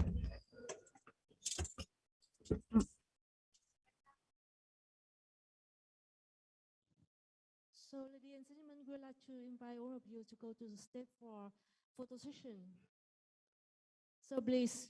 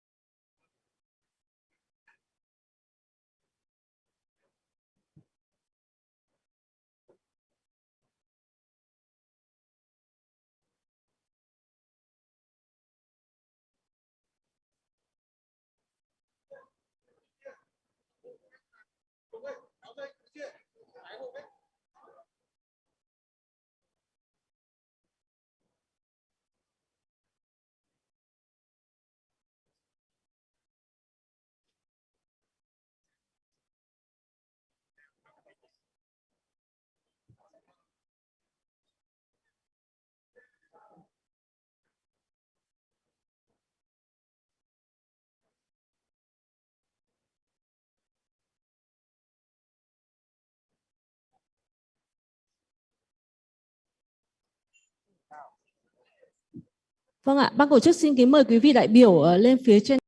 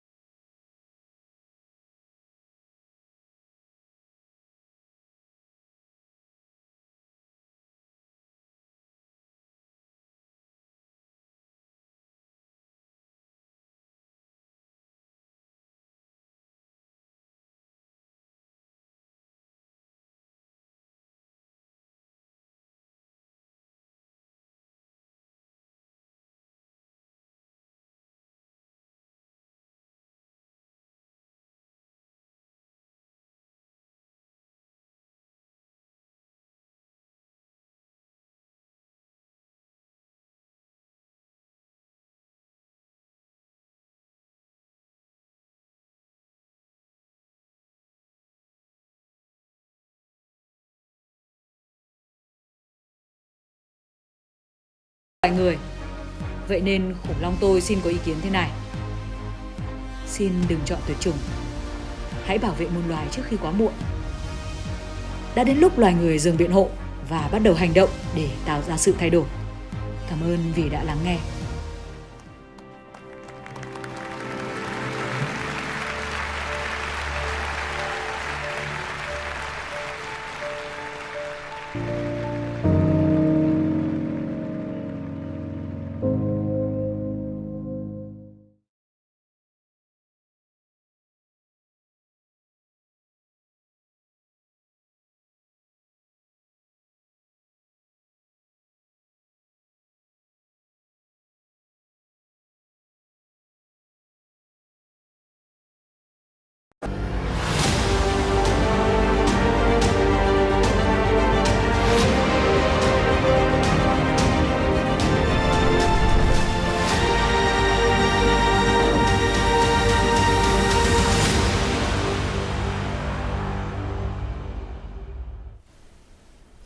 Thưa quý vị, ngay sau COP26 thì những công việc đầu tư đầu tiên hướng tới mục tiêu phát thải khí nhà kính bằng không vào năm 2050 đã được triển khai tại Việt Nam. Vâng, điều này đã cho thấy là sự tham gia của Việt Nam tại COP26 lần này không chỉ thể hiện trách nhiệm trong việc ứng phó với biến đổi khí hậu toàn cầu, mà còn là sự lựa chọn đúng đắn trong việc phát triển đất nước theo hướng kinh tế xanh, kinh tế tuần hoàn. Thay vì một tuyên bố với nhiều hạng mục cam kết, trước bối cảnh nền kinh tế toàn cầu bị ảnh hưởng nặng nề bởi Covid-19, COP26 đã chia ra nhiều cam kết của từng vấn đề để các nước có thể lựa chọn. Cam kết đưa phát thải ròng về bằng không vào năm 2050 là nổi bật nhất. Mỗi quốc gia phải có các giải pháp để lượng khí thải phát sinh ra được hấp thụ hết, tức là về bằng không. Việt Nam cùng 146 quốc gia khác, trong đó có Trung Quốc, Ấn Độ, Nga và Úc đã đưa ra cam kết này. Việt Nam cũng tham gia vào một số các cam kết rất quan trọng khác, đó là giảm phát thải khí metan toàn cầu. 103 quốc gia cam kết giảm phát thải ít nhất 30% phát thải khí metan vào năm 2030 so với năm 2020. 141 quốc gia, trong đó có Việt Nam, cũng cam kết không khai thác gỗ từ rừng và bảo vệ rừng từ năm 2030, đồng thời tăng nguồn tài chính cho bảo vệ và phát triển rừng bền vững. Việt Nam cùng với 24 quốc gia khác, trong đó có Canada, Đan Mạch, Italia, Hoa Kỳ và khối G7 và nhiều định chế tài chính, tuyên bố chung dừng sử dụng nguồn lực công hỗ trợ phát triển điện than, phát khí CO2 ra khí quyển từ năm 2022, ủng hộ tuyên bố chuyển đổi toàn cầu từ than sang năng lượng sạch.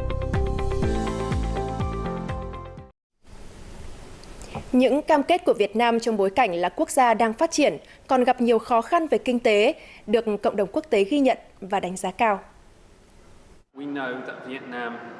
Chúng ta đều biết Việt Nam cần sự hỗ trợ về tài chính và kỹ thuật từ cộng đồng quốc tế. Vì vậy, chúng tôi sẽ đẩy nhanh hoàn thiện hệ thống hỗ trợ và tổ chức tốt hơn các đơn vị tư nhân tham gia vào các vấn đề tài chính, thủ tục và kinh nghiệm quản lý. Từ đó thúc đẩy dòng đầu tư vào Việt Nam, để trong vòng 20 năm tới, Việt Nam sẽ là một điểm đến của các dự án đầu tư xanh. Chúng tôi rất vui mừng khi được đồng hành hỗ trợ chính phủ Việt Nam xây dựng chiến lược quốc gia về biến đổi khí hậu, cập nhật theo những cam kết mới nhất của COP26. Chúng tôi sẽ tiếp tục huy động các nguồn lực để giúp Việt Nam chuyển dịch ngành năng lượng theo hướng xanh và bền vững hơn, cũng như hỗ trợ người dân thích ứng tốt hơn với biến đổi khí hậu. Thông điệp của Việt Nam gửi tới thế giới là sẽ cam kết đi theo lộ trình tăng trưởng xanh. Về phía Ngân hàng Thế giới, chúng tôi đánh giá đây là một mục tiêu đầy tham vọng. Đi kèm với nó là nhiều thách thức về mặt kỹ thuật, ngân sách để thực hiện. Ngân hàng Thế giới luôn sẵn sàng hợp tác và hỗ trợ chính phủ Việt Nam để đạt mục tiêu đạt mức phát thải ròng bằng không vào năm 2050. Ngay sau khi COP26 kết thúc thì Việt Nam đã xúc tiến những bước triển khai thực tế đầu tiên trong lộ trình thực hiện những cam kết của mình. Trong đó thì đáng chú ý là cơ chế tín chỉ carbon từ rừng đã có nhiều bước tiến quan trọng. Ngay trong khuôn khổ của COP26, Việt Nam đã ký kết ý định thư chuyển nhượng 5,15 triệu tấn carbon cho LIF, Liên minh giảm phát thải thông qua tăng cường tài chính cho rừng. Đây là lượng carbon giảm phát thải từ rừng tại vùng Nam Trung Bộ và Tây Nguyên trong giai đoạn 2022-2026 với tổng giá trị là 51,5 triệu đô la Mỹ. Đến nay, chúng ta đã ký 4 tín chỉ carbon với các tổ chức quốc tế. Quảng Nam vừa được chính phủ đồng ý lập đề án thí điểm kinh doanh tín chỉ carbon rừng. Xuất khẩu tín chỉ carbon rừng ở Việt Nam mỗi năm có thể thu về hàng trăm triệu đô la Mỹ. Tỷ lệ che phủ rừng của chúng ta hiện nay là trên 42%. Cái việc tham gia vào cái thị trường carbon là hết sức quan trọng. Nó tạo ra một cái nguồn tài chính trong lĩnh vực nông nghiệp, đặc biệt là đối với những cái tỉnh có tỷ lệ che phủ rừng rất là cao, nhưng cái đầu tư cho lĩnh vực nông nghiệp và cái nguồn thu từ nông nghiệp là rất là thấp. Bên cạnh việc thực hiện cam kết quản lý bảo vệ rừng bền vững, trao đổi hạn ngạch tín chỉ carbon từ rừng. Ngành năng lượng cũng đang được tính toán chuyển dịch cơ cấu. Dự thảo quy hoạch điện 8 được Chính phủ yêu cầu Bộ Công Thương rà soát thêm trên cơ sở cập nhật những cam kết xanh của Thủ tướng tại COP26. Điều này đã mở ra cơ hội cho điện gió phát triển. Mới đây nhất, OTES, tập đoàn điện gió lớn hàng đầu Đan Mạch, đã đề xuất nghiên cứu dự án điện gió ngoài khơi ở Hải Phòng với trị giá lên đến 13,6 tỷ đô la Mỹ.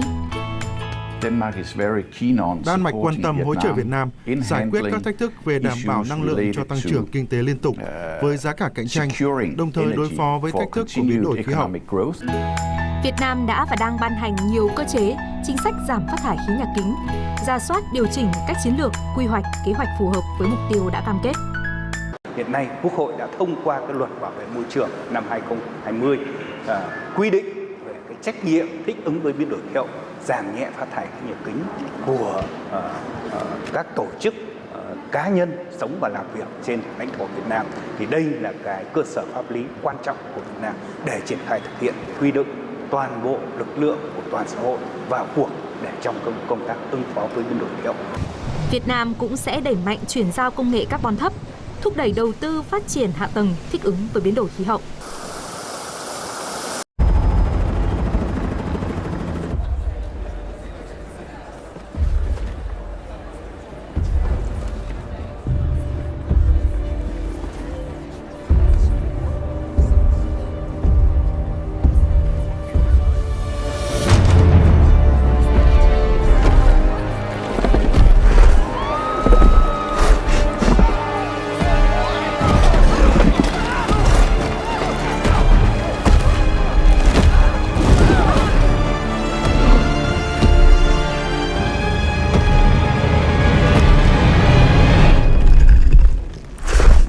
Anh có ổn không?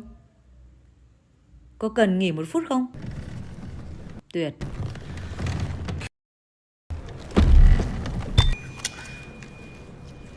Nào mọi người, xin hãy lắng nghe tôi một chút nhé. Khủng long tôi có biết đôi điều về tuyệt chủng. Để tôi kể cho mọi người nghe. Mọi người có thể nghĩ điều này khá hiển nhiên, rằng tuyệt chủng là một điều tồi tệ. Thế còn tự đưa mình đến ngưỡng tuyệt chủng thì sao? Trong 70 triệu năm qua, đây là điều nực cười nhất mà khủng long tôi từng nghe đến. Ít nhất là chúng tôi tuyệt chủng là do tiểu hành tinh đâm vào trái đất. Còn lý do để biện hộ của loài người là gì đây?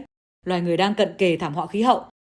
Vậy mà mỗi năm chính phủ các nước vẫn dành hàng trăm tỷ trợ cấp cho nhiên liệu hóa thạch. Hãy tưởng tượng, chúng tôi đã chi ra hàng trăm tỷ trợ cấp cho một thiên thạch khổng lồ. Đây chính là điều mà loài người đang làm. Hãy nghĩ xem quý vị có thể làm những điều ý nghĩa hơn với số tiền đó. Biết bao người trên thế giới đang sống trong đói nghèo.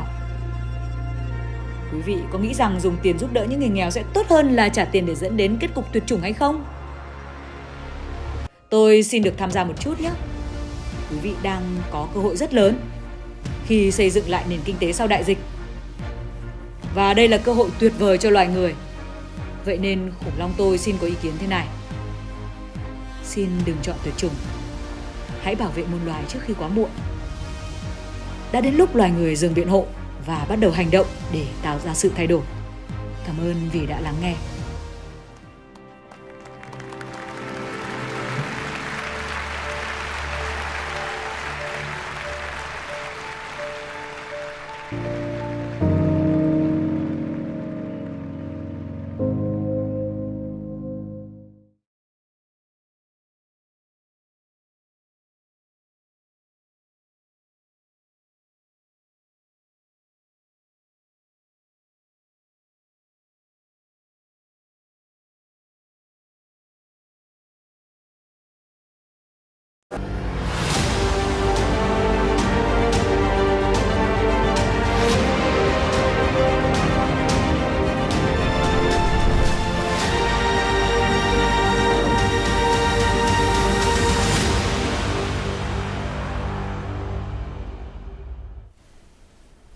Thưa quý vị, ngay sau COP26 thì những công việc đầu tư đầu tiên hướng tới mục tiêu phát thải khí nhà kính bằng không vào năm 2050 đã được triển khai tại Việt Nam.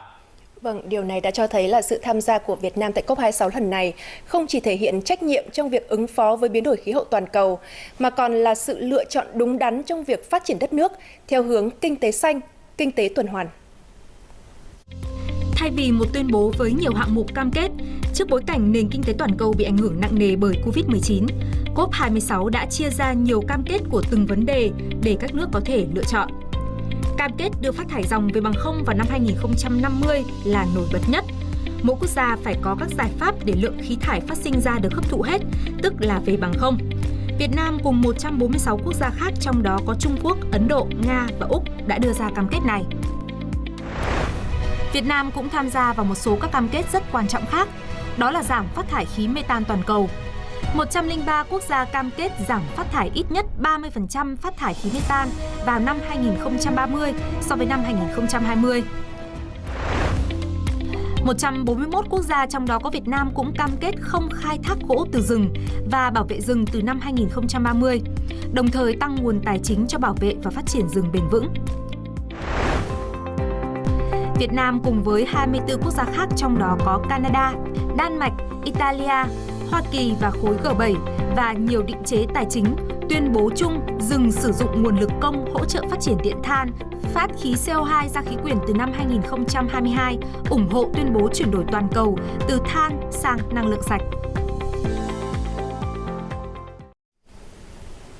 Những cam kết của Việt Nam trong bối cảnh là quốc gia đang phát triển, còn gặp nhiều khó khăn về kinh tế, được cộng đồng quốc tế ghi nhận và đánh giá cao. Chúng ta đều biết Việt Nam cần sự hỗ trợ về tài chính và kỹ thuật từ cộng đồng quốc tế. Vì vậy, chúng tôi sẽ đẩy nhanh hoàn thiện hệ thống hỗ trợ và tổ chức tốt hơn các đơn vị tư nhân tham gia vào các vấn đề tài chính, thủ tục và kinh nghiệm quản lý. Từ đó thúc đẩy dòng đầu tư vào Việt Nam, để trong vòng 20 năm tới, Việt Nam sẽ là một điểm đến của các dự án đầu tư xanh. Chúng tôi rất vui mừng khi được đồng hành hỗ trợ chính phủ Việt Nam xây dựng chiến lược quốc gia về biến đổi khí hậu, cập nhật theo những cam kết mới nhất của COP26. Chúng tôi sẽ tiếp tục huy động các nguồn lực để giúp Việt Nam chuyển dịch ngành năng lượng theo hướng xanh và bền vững hơn, cũng như hỗ trợ người dân thích ứng tốt hơn với biến đổi khí hậu. Thông điệp của Việt Nam gửi tới thế giới là sẽ cam kết đi theo lộ trình tăng trưởng xanh. Về phía Ngân hàng Thế giới, chúng tôi đánh giá đây là một mục tiêu đầy tham vọng. Đi kèm với nó là nhiều thách thức về mặt kỹ thuật, ngân sách để thực hiện. Ngân hàng Thế giới luôn sẵn sàng hợp tác và hỗ trợ chính phủ Việt Nam để đạt mục tiêu đạt mức phát thải ròng bằng không vào năm 2050.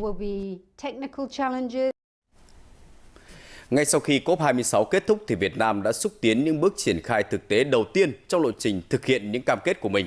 Trong đó thì đáng chú ý là cơ chế tín chỉ carbon từ rừng đã có nhiều bước tiến quan trọng. Ngay trong khuôn khổ của COP26, Việt Nam đã ký kết ý định thư chuyển nhượng 5,15 triệu tấn carbon cho LEAF, Liên minh giảm phát thải thông qua tăng cường tài chính cho rừng.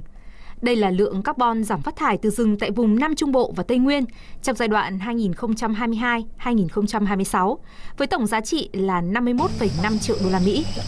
Đến nay, chúng ta đã ký 4 tín chỉ carbon với các tổ chức quốc tế. Quảng Nam vừa được chính phủ đồng ý lập đề án thí điểm kinh doanh tín chỉ carbon rừng. Xuất khẩu tín chỉ carbon rừng ở Việt Nam mỗi năm có thể thu về hàng trăm triệu đô la Mỹ. Tỷ lệ che phủ rừng của chúng ta hiện nay là trên 42%. Cái việc tham gia vào cái thị trường carbon là hết sức quan trọng. Nó tạo ra một cái nguồn tài chính trong lĩnh vực nông nghiệp, đặc biệt là đối với những cái tỉnh có tỷ lệ che phủ rừng rất là cao, nhưng cái đầu tư cho lĩnh vực nông nghiệp và cái nguồn thu từ nông nghiệp là rất là thấp. Bên cạnh việc thực hiện cam kết quản lý bảo vệ rừng bền vững, trao đổi hạn ngạch tín chỉ carbon từ rừng, ngành năng lượng cũng đang được tính toán chuyển dịch cơ cấu. Dự thảo quy hoạch điện 8 được chính phủ yêu cầu Bộ Công Thương rà soát thêm trên cơ sở cập nhật những cam kết xanh của Thủ tướng tại COP26. Điều này đã mở ra cơ hội cho điện gió phát triển. Mới đây nhất, Otex, tập đoàn điện gió lớn hàng đầu Đan Mạch, đã đề xuất nghiên cứu dự án điện gió ngoài khơi ở Hải Phòng với trị giá lên đến 13,6 tỷ đô la Mỹ. Đan Mạch quan tâm hỗ trợ Việt Nam giải quyết các thách thức về đảm bảo năng lượng cho tăng trưởng kinh tế liên tục với giá cả cạnh tranh, đồng thời đối phó với thách thức của biến đổi khí hậu. Việt Nam đã và đang ban hành nhiều cơ chế, chính sách giảm phát thải khí nhà kính, rà soát điều chỉnh các chiến lược, quy hoạch, kế hoạch phù hợp với mục tiêu đã cam kết. Hiện nay, Quốc hội đã thông qua cái luật bảo vệ môi trường năm 2020 quy định về cái trách nhiệm thích ứng với biến đổi khí hậu, giảm nhẹ phát thải khí nhà kính của các tổ chức cá nhân sống và làm việc trên lãnh thổ Việt Nam, thì đây là cái cơ sở pháp lý quan trọng của Việt Nam để triển khai thực hiện, huy động toàn bộ lực lượng của toàn xã hội vào cuộc để trong công tác ứng phó với biến đổi khí hậu. Việt Nam cũng sẽ đẩy mạnh chuyển giao công nghệ carbon thấp, thúc đẩy đầu tư phát triển hạ tầng thích ứng với biến đổi khí hậu.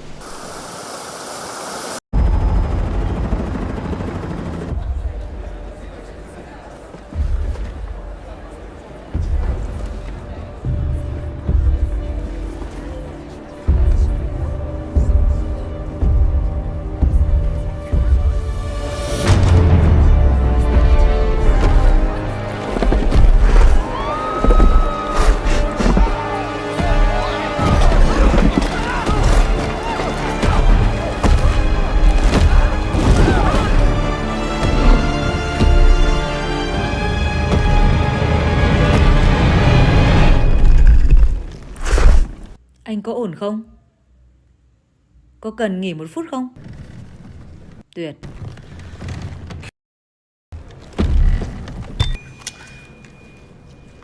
Nào mọi người, xin hãy lắng nghe tôi một chút nhé. Khủng long tôi có biết đôi điều về tuyệt chủng. Để tôi kể cho mọi người nghe. Mọi người có thể nghĩ điều này khá hiển nhiên, rằng tuyệt chủng là một điều tồi tệ. Thế còn tự đưa mình đến ngưỡng tuyệt chủng thì sao? Trong 70 triệu năm qua, đây là điều nực cười nhất mà khủng long tôi từng nghe đến. Ít nhất là chúng tôi tuyệt chủng là do tiểu hành tinh đâm vào trái đất. Còn lý do để biện hộ của loài người là gì đây? Loài người đang cận kề thảm họa khí hậu. Vậy mà mỗi năm chính phủ các nước vẫn dành hàng trăm tỷ trợ cấp cho nhiên liệu hóa thạch. Hãy tưởng tượng, chúng tôi đã chi ra hàng trăm tỷ trợ cấp cho một thiên thạch khổng lồ. Đây chính là điều mà loài người đang làm. Hãy nghĩ xem quý vị có thể làm những điều ý nghĩa hơn với số tiền đó.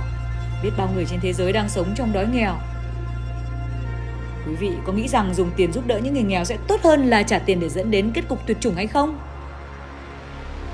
Tôi xin được tham gia một chút nhé. Quý vị đang có cơ hội rất lớn khi xây dựng lại nền kinh tế sau đại dịch. Và đây là cơ hội tuyệt vời cho loài người. Vậy nên khủng long tôi xin có ý kiến thế này. Xin đừng chọn tuyệt chủng. Hãy bảo vệ muôn loài trước khi quá muộn. Đã đến lúc loài người dừng biện hộ và bắt đầu hành động để tạo ra sự thay đổi. Cảm ơn vì đã lắng nghe.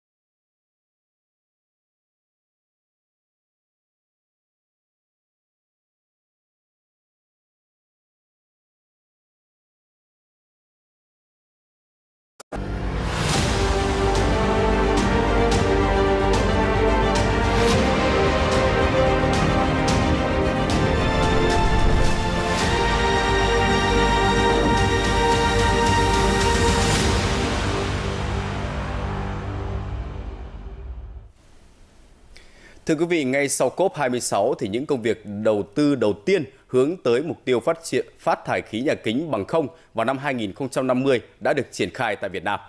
Vâng, điều này đã cho thấy là sự tham gia của Việt Nam tại COP26 lần này không chỉ thể hiện trách nhiệm trong việc ứng phó với biến đổi khí hậu toàn cầu, mà còn là sự lựa chọn đúng đắn trong việc phát triển đất nước theo hướng kinh tế xanh, kinh tế tuần hoàn. Thay vì một tuyên bố với nhiều hạng mục cam kết, trước bối cảnh nền kinh tế toàn cầu bị ảnh hưởng nặng nề bởi Covid-19, COP26 đã chia ra nhiều cam kết của từng vấn đề để các nước có thể lựa chọn. Cam kết đưa phát thải ròng về bằng không vào năm 2050 là nổi bật nhất. Mỗi quốc gia phải có các giải pháp để lượng khí thải phát sinh ra được hấp thụ hết, tức là về bằng không. Việt Nam cùng 146 quốc gia khác, trong đó có Trung Quốc, Ấn Độ, Nga và Úc đã đưa ra cam kết này. Việt Nam cũng tham gia vào một số các cam kết rất quan trọng khác, đó là giảm phát thải khí metan toàn cầu. 103 quốc gia cam kết giảm phát thải ít nhất 30% phát thải khí metan vào năm 2030 so với năm 2020. 141 quốc gia, trong đó có Việt Nam, cũng cam kết không khai thác gỗ từ rừng và bảo vệ rừng từ năm 2030, đồng thời tăng nguồn tài chính cho bảo vệ và phát triển rừng bền vững. Việt Nam cùng với 24 quốc gia khác, trong đó có Canada, Đan Mạch, Italia, Hoa Kỳ và khối G7 và nhiều định chế tài chính tuyên bố chung dừng sử dụng nguồn lực công hỗ trợ phát triển điện than, phát khí CO2 ra khí quyển từ năm 2022, ủng hộ tuyên bố chuyển đổi toàn cầu từ than sang năng lượng sạch. Những cam kết của Việt Nam trong bối cảnh là quốc gia đang phát triển còn gặp nhiều khó khăn về kinh tế, được cộng đồng quốc tế ghi nhận và đánh giá cao. Chúng ta đều biết Việt Nam cần sự hỗ trợ về tài chính và kỹ thuật từ cộng đồng quốc tế. Vì vậy chúng tôi sẽ đẩy nhanh hoàn thiện hệ thống hỗ trợ và tổ chức tốt hơn các đơn vị tư nhân tham gia vào các vấn đề tài chính, thủ tục và kinh nghiệm quản lý. Từ đó thúc đẩy dòng đầu tư vào Việt Nam để trong vòng 20 năm tới, Việt Nam sẽ là một điểm đến của các dự án đầu tư xanh. Chúng tôi rất vui mừng khi được đồng hành hỗ trợ chính phủ Việt Nam xây dựng chiến lược quốc gia về biến đổi khí hậu, cập nhật theo những cam kết mới nhất của COP26. Chúng tôi sẽ tiếp tục huy động các nguồn lực để giúp Việt Nam chuyển dịch ngành năng lượng theo hướng xanh và bền vững hơn, cũng như hỗ trợ người dân thích ứng tốt hơn với biến đổi khí hậu. Thông điệp của Việt Nam gửi tới thế giới là sẽ cam kết đi theo lộ trình tăng trưởng xanh. Về phía Ngân hàng Thế giới, chúng tôi đánh giá đây là một mục tiêu đầy tham vọng. Đi kèm với nó là nhiều thách thức về mặt kỹ thuật, ngân sách để thực hiện. Ngân hàng Thế giới luôn sẵn sàng hợp tác và hỗ trợ chính phủ Việt Nam để đạt mục tiêu đạt mức phát thải ròng bằng không vào năm 2050.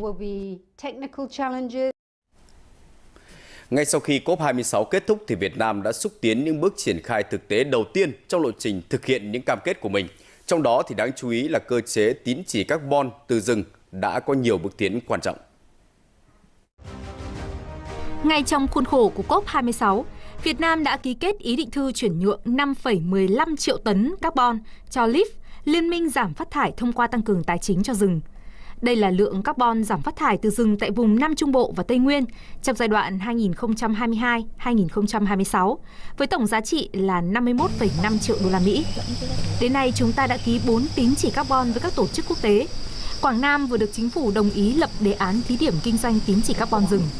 Xuất khẩu tín chỉ carbon rừng ở Việt Nam mỗi năm có thể thu về hàng trăm triệu đô la Mỹ. Tỷ lệ che phủ rừng của chúng ta hiện nay là trên 42%. Cái việc tham gia vào cái thị trường carbon là hết sức quan trọng. Nó tạo ra một cái nguồn tài chính trong lĩnh vực nông nghiệp, đặc biệt là đối với những cái tỉnh có tỷ lệ che phủ rừng rất là cao, nhưng cái đầu tư cho lĩnh vực nông nghiệp và cái nguồn thu từ nông nghiệp là rất là thấp. Bên cạnh việc thực hiện cam kết quản lý bảo vệ rừng bền vững, trao đổi hạn ngạch tín chỉ carbon từ rừng, ngành năng lượng cũng đang được tính toán chuyển dịch cơ cấu. Dự thảo quy hoạch điện 8 được chính phủ yêu cầu Bộ Công Thương rà soát thêm trên cơ sở cập nhật những cam kết xanh của Thủ tướng tại COP26. Điều này đã mở ra cơ hội cho điện gió phát triển. Mới đây nhất, Otex, tập đoàn điện gió lớn hàng đầu Đan Mạch, đã đề xuất nghiên cứu dự án điện gió ngoài khơi ở Hải Phòng với trị giá lên đến 13,6 tỷ đô la Mỹ. Đan Mạch quan tâm hỗ trợ Việt Nam giải quyết các thách thức về đảm bảo năng lượng cho tăng trưởng kinh tế liên tục với giá cả cạnh tranh, đồng thời đối phó với thách thức của biến đổi khí hậu. Việt Nam đã và đang ban hành nhiều cơ chế, chính sách giảm phát thải khí nhà kính, rà soát điều chỉnh cách chiến lược, quy hoạch, kế hoạch phù hợp với mục tiêu đã cam kết. Hiện nay Quốc hội đã thông qua cái luật bảo vệ môi trường năm 2020.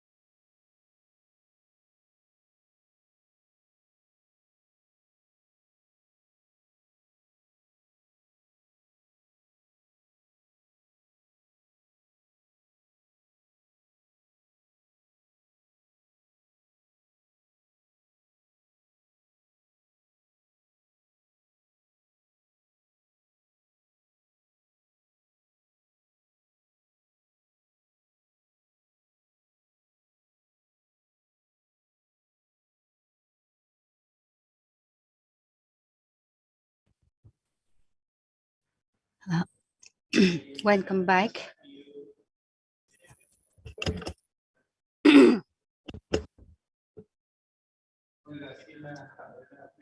Welcome back. Because of some ocean mission by the government, some members of the chairmanship of the consultation workshop cannot be with us until the end of the workshop. Yeah, because they are leaving for the urgent meeting with government at the moment. Should we continue with the discussion session and also the feedback loops for the draft of the NCCS? Now the floor is yours.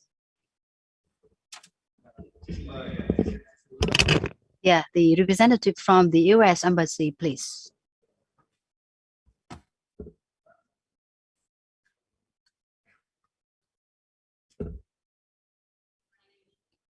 Xin cảm ơn ạ.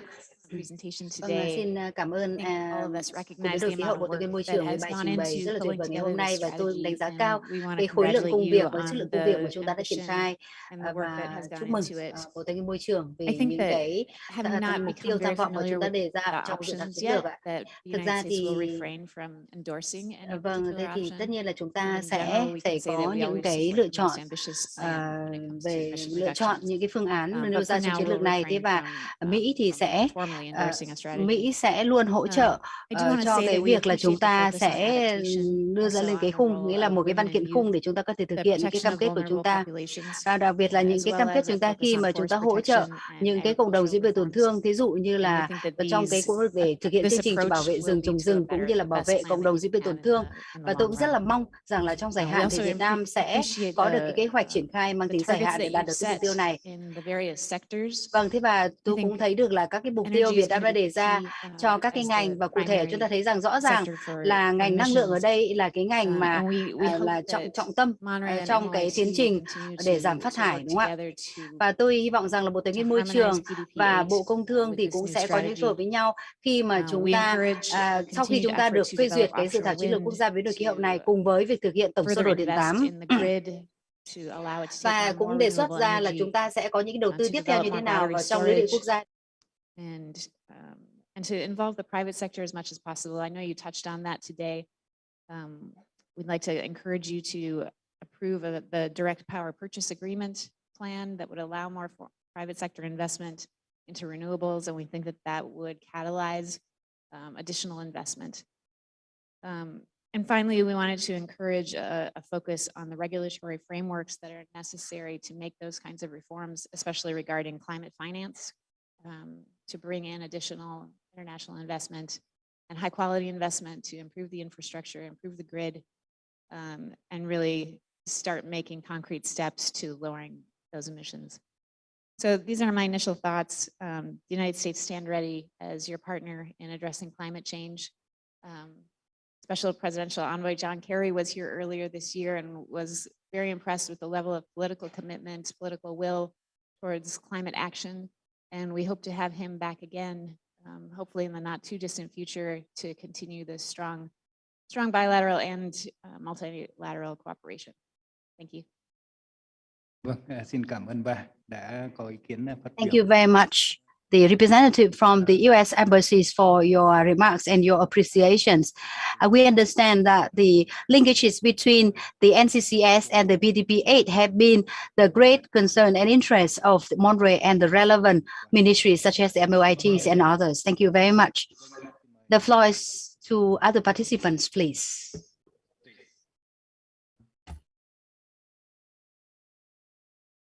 Thank you to give me the floor, and dear Mr. Kwong, it's a pleasure for me today as a AFD country director to take the floor on behalf of the French embassy to give you some comments which could be useful to put the strategy on the right track toward the net zero target.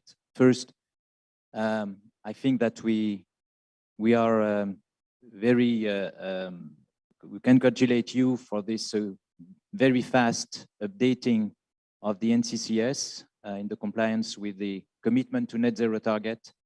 And it's very encouraging and showing firm determination of the Vietnamese government for translating words into action.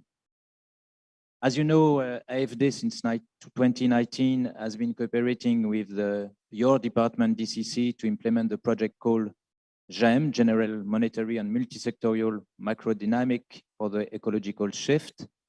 And the project is aimed at supporting climate policy building in Vietnam via strong analytical and prospective assessment.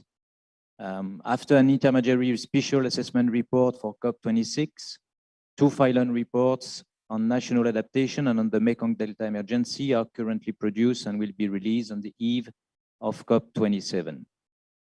So in fact, after receiving this, the draft final report for the strategy, we have mobilized last week the researchers team to work with AFD in order to bring in a critical reading on the draft of the NCCS update.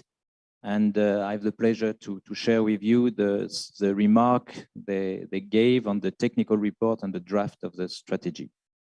So due to the limited time, they focus on some key points that the results of the GEMS project can help enhance. So first, comments on the draft of the NCCS.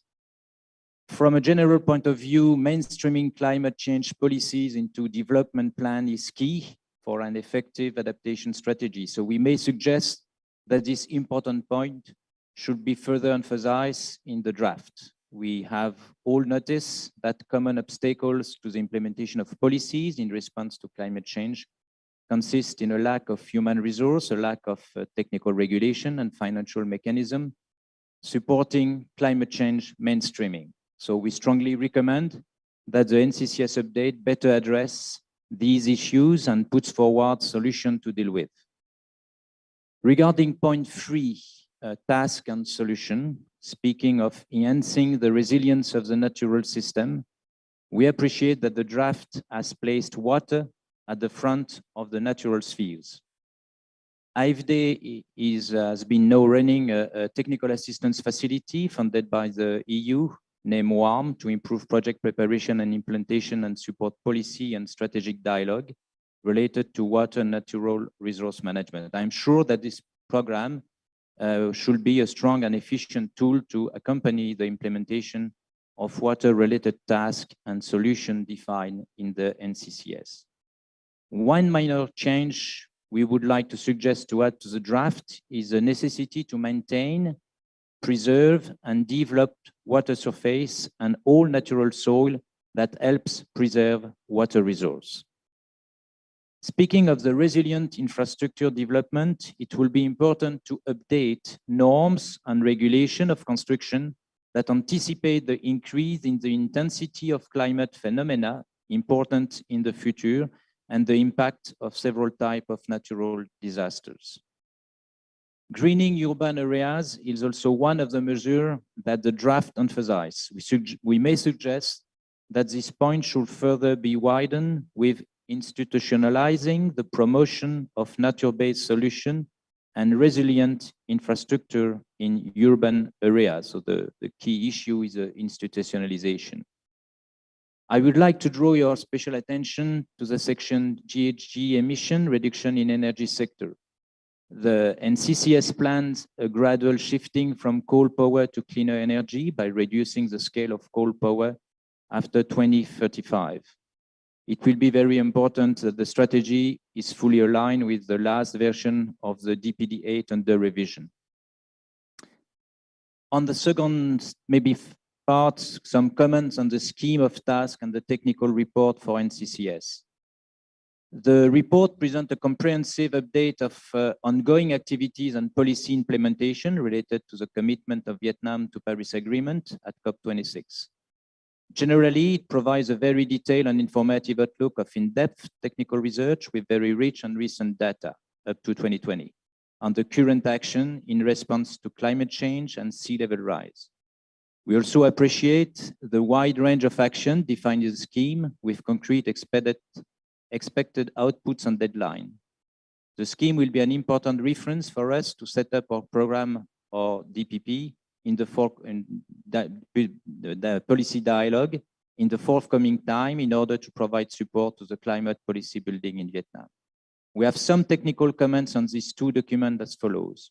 First, regarding the participation, social protection, and just transition, we appreciate the principle leave no one behind that the draft has referred to. We suggest that the attention should be extended to all population potentially vulnerable or exposed to extreme climate change or negatively affected by the adaptation plan in the future. One important aspect that needs to be addressed is to make sure that the labor system is prepared for the transition to new ways of growth with new technologies and innovation. In that process, social protection and capacity building action need to be systematically enhanced.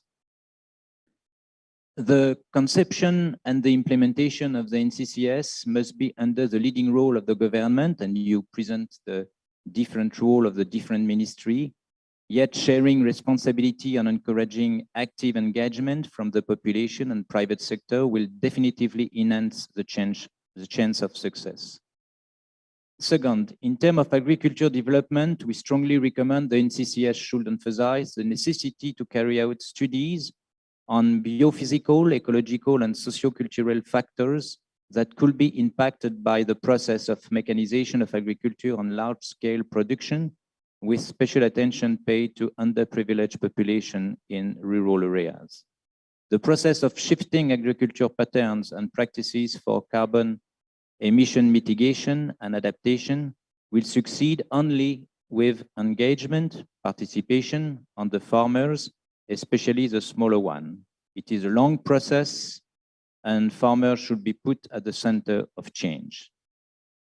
In the section learning from experiences of other countries about mitigating GHG emission, there should be further analysis of the cross comparison between the mentioned countries and Vietnam. The difference and similarities, what could be applicable for the Vietnamese context, what could not, so that the lesson learned could be withdrawn. The final report on adaptation of the GEM project will address some of these international comparison questions, especially with regard to the exposure of the productive structure to the need structural change. In the recommendation section, there are many proposals of scenarios on carbon neutralization and mitigation of GHG emission. It will be perfect if there is a section that summarizes or directly links the conclusion, recommendation to the objective of the report. Third, we are glad that the draft has reserved an important place for the Mekong Delta, one of the most affected areas by climate change in Vietnam and in fact in the world. Here we found some gaps that GEM project can help fill it. The figure on the Mekong Delta could be updated based on recent knowledge of the elevation of the Mekong Delta and on the simulation using scenarios of climate change and of groundwater extraction causing land subsidence. I will send the data in detail by mail to not go in the detail right now. Again, in addition, the effect of saltwater intrusion on the decrease of agricultural land area could be added. Chapter 4 of the AFD report indicates about 10% of the winter-spring rice area are projected to be lost by 2050, and with sea level rise of 60 centimeters, subsidence and river change due to sand mining. So this detailed information will be sent to you. To conclude, I would like to remind here that climate change impacts and policies have both important macroeconomic implications. In terms of impact, according to our intermediary and not exhaustive result from the COP26 report, GDP could be 1.8% lower than the business as usual if the temperature in Vietnam increased by 1 degree compared to the pre-industrial level. The loss will be 4.5% in case of 1.5 degree plus, and 6.7 in case of 2 degree more, and 10.8% of loss in GDP if the average temperature increase is of 3 degrees. It thus makes adaptation investment of a good economic strategy in itself. On the transition side, it is a combination of national innovation and industrial policies that will avoid Vietnam to resort to an import shock with all its external financial constraint implications. This thin path of structural change between adaptation investment and low carbon industrial policies will make Vietnam reap all the benefits of this new net zero announcement. So just to conclude, to congratulate again the DCC work and the presentation you did, which is really a strong basis to dialogue and also a strong basis to develop the roadmap for the next coming year, which will be crucial to stick with this ambitious commitment. Thank you. Vâng, xin cảm ơn ngài Cô Nau. Thank you very much, the country director of the AFD Vietnam, for the very specific feedbacks to the draft of the NCCS. So we very much hope that if you already have the written feedbacks, so you are kindly asked to send us to the secretariat of the drafting committee so that we can we'll have the better analysis of this and incorporate this to the draft. The representative from the UK Embassy, please. Thank you very much. My name is David McNaught and I'm the political and most recently climate councillor at the British Embassy. Thank you very much. And thanks, Mr. Tan, for organising today's event and for all the excellent work you've done to update the strategy. And as host of COP26, I'd just like to reiterate our congratulations, echoing what others have said, for the Prime Minister's commitments made at COP. He showed significant climate leadership in Glasgow when he announced a net zero target and plans to phase out coal, and contributed to the overall success of the COP and keeps 1.5 degrees very much alive. So congratulations again. COP doesn't seem that long ago, but it's only 6 months, I think, to the next one. So it's important that we maintain momentum before we all gather again in Sharm. So today is really important. We welcome all the hard work that's been done since ministries got back from Glasgow. Pleased that ministries are working now to align their strategies with the 2050 net zero target. I'd echo a remark from the Aussie colleagues about coordination amongst ministries, and I think that seems to be happening, which is really good. I'd like to reiterate the UK support for Vietnam with its implementation of its commitments. Alok Sharma, who COP president, came for a second visit to Vietnam most recently, and he was very happy that he was able to see the Prime Minister. Our regional COP ambassador was here last week, and in a couple of weeks' time, our Prime Minister's special envoy will be here for meetings as well. So really good to kind of maintain this conversation with you. As well as the update of the National Climate Change Strategy, we also hope that PDP8 is going to send a strong signal to investors, and that there's a massive long list of investment opportunities for renewable energy companies. I think as we globally emerge from the pandemic, we have an opportunity to build back better, lay the foundation for greener, more sustainable, resilient growth that creates green jobs, better air quality, addresses climate change, environmental degradation, and protects biodiversity. We welcome the strategy. I agree with lots that's been said by my colleagues from other embassies. Like others, we're going to need a little bit of time to digest what's been presented, but welcome the trajectory of option one. I think it's good that there are more renewable energy planned for the mix. And the hope is that we do consign coal to history. I think this is very achievable in Vietnam. So just a couple of comments which maybe repeat what others have said, so I'll be brief. I think, the role of business is important. So along with governments, business will play a large role in the mitigation of global warming. We've seen more and more companies joining the race to zero. There's certainly lots of investors wanting to come into Vietnam, and they will demand access to renewable energy. And there's lots of UK renewable companies that are queuing up to make the most of the opportunities here, particularly with offshore wind. I'd like to echo comments about Vietnam's transition being just and fair, leaving no one behind. I think that's really important, particularly with the vulnerable communities here in Vietnam. And yes, on finance, Mr. Tan, you mentioned the several million US dollars required for energy transition here. Vietnam's going to need to access public and private finance. There's plenty of funding out there available. The conditions just need to be right to attract that finance into Vietnam. And fourthly, yeah, I think on the grids, that really is the panacea. If that can be resolved, then I think we're on a good path. So just to conclude, I think, if Vietnam succeeds in delivering its 2050 goals, including through an aligned NDC, it'll be hugely important for the global effort to limit the rise in global temperatures to 1.5 degrees. We want to support you in that endeavor, and that includes through the G7. So I just wanted to reiterate that level of support.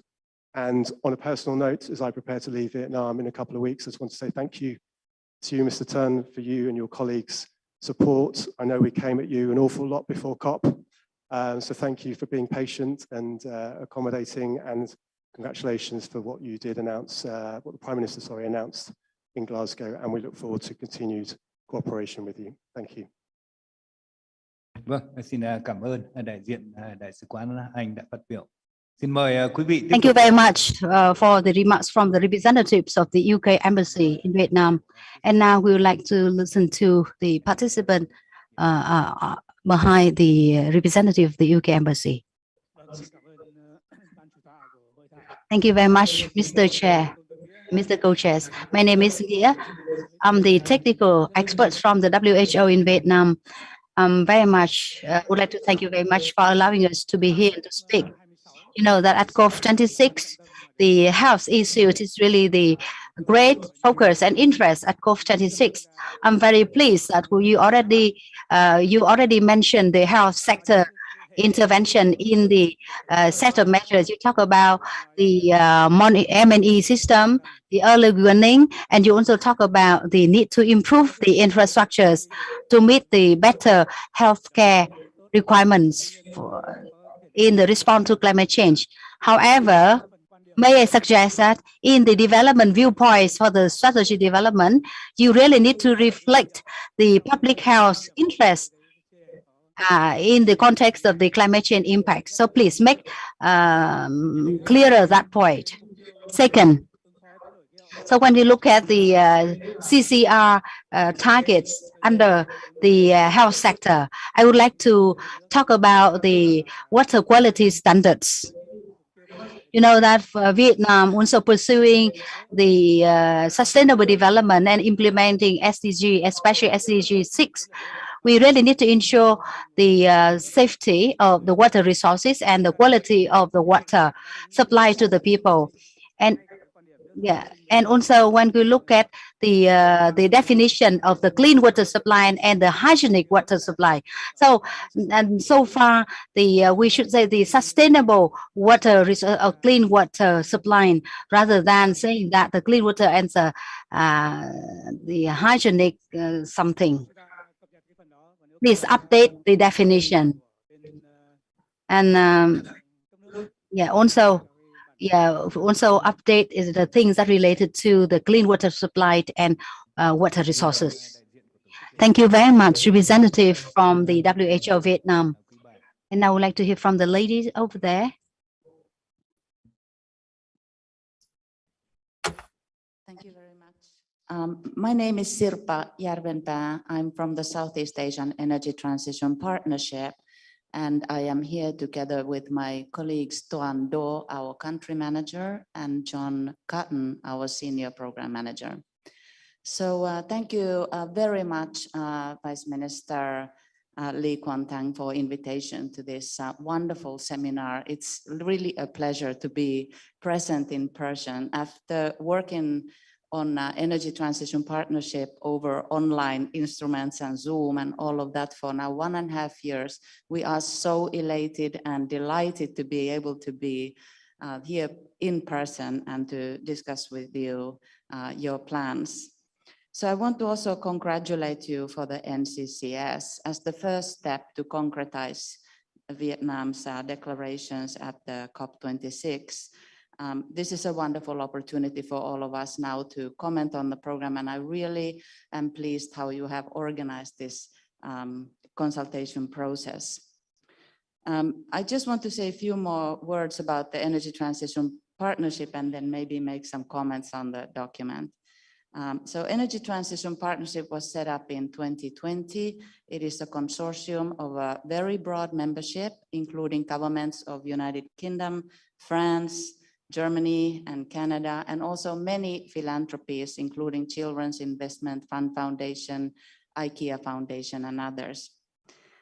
These partners come together to lend their networks to pursue acceleration of energy transition, and I'm pleased to see how NCCS is really putting an emphasis on the burden that the energy sector is bearing with respect to reducing and mitigating greenhouse gas emissions. 42 measures are allocated in the program for energy sector.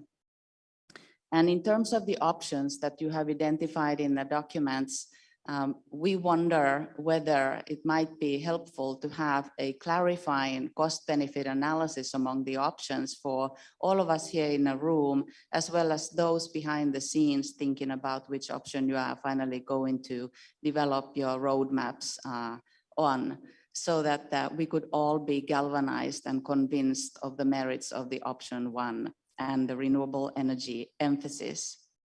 So we acknowledge that the plan includes increase in renewable energy, solar and wind, reduction in coal, also efforts to increase energy efficiency, electrification of transport, and we also want to amplify a number of measures that have been mentioned, but where we would like to perhaps have some strengthening in the documents, and that is the carbon market and pricing of carbon, and also greater emphasis on needing a concrete plan around the coal phase down and reduction of coal-fired power production, as well as removal of barriers for investment for renewable energy, as well as the coal phase down program. Perhaps a few words around sector restructuring, which you have started already with the early decree that enables private sector involvement in transmission services, and further wording on and emphasis on grid flexibility and the ancillary services that really will be so critical in enabling renewable energy to be integrated into consumption. And we agree also with all the previous speakers regarding the need to amplify just transition programming so that the benefits of energy transition and the NCCS are really available to all. And here I want to just say a word on the importance of mainstreaming the role of women in all aspects of planning as well as implementation. So Energy Transition Partnership is available, and we would like to amplify that we will be able to support you with all of these areas that I mentioned. And we very much look forward to accelerating energy transition here in Vietnam. Vietnam has already shown the region how to incorporate solar into the mainstream energy supply. And now it has really an opportunity to take the pioneering position in coal phase down as well. So we look forward to Vietnam taking that leadership position and want to be part of that. I wanted to also thank the colleagues in Monterey under the leadership of the Director General Quang, who have been discussing with ETP our role in developing support for carbon pricing and also carbon market and related capacity support. And here I want to say a few words about the capital investment figures that were mentioned earlier in a presentation by Deputy Director Tang.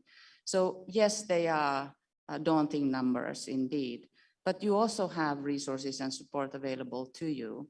And that support comes from internal revenue sources. And here again, I would like to mention that it takes us to an area where we should really start to look at how can we price carbon? What is really the actual cost of carbon emissions?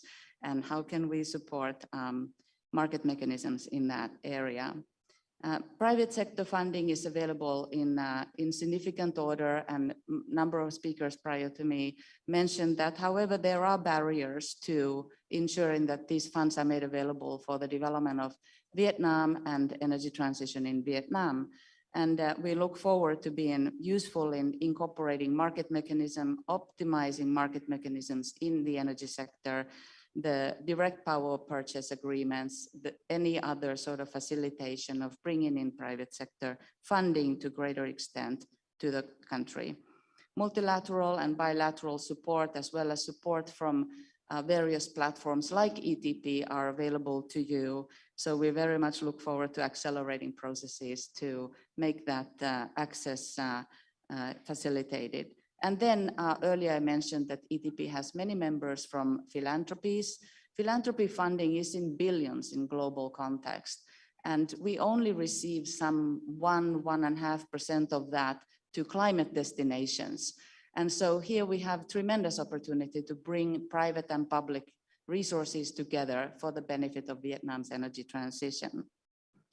So I very much thank you for an opportunity to be here with you in person, and want to emphasize that we are available for supporting any of these areas that Vietnam identifies and that our partners around the table identify for ETP support. Thank you, sir. Xin cảm ơn bà đã cho ý kiến. Thank you very much for what you have already said as your willingness to support us. And now the micro will be for the gentleman, and then we'll listen to the UN Women representatives.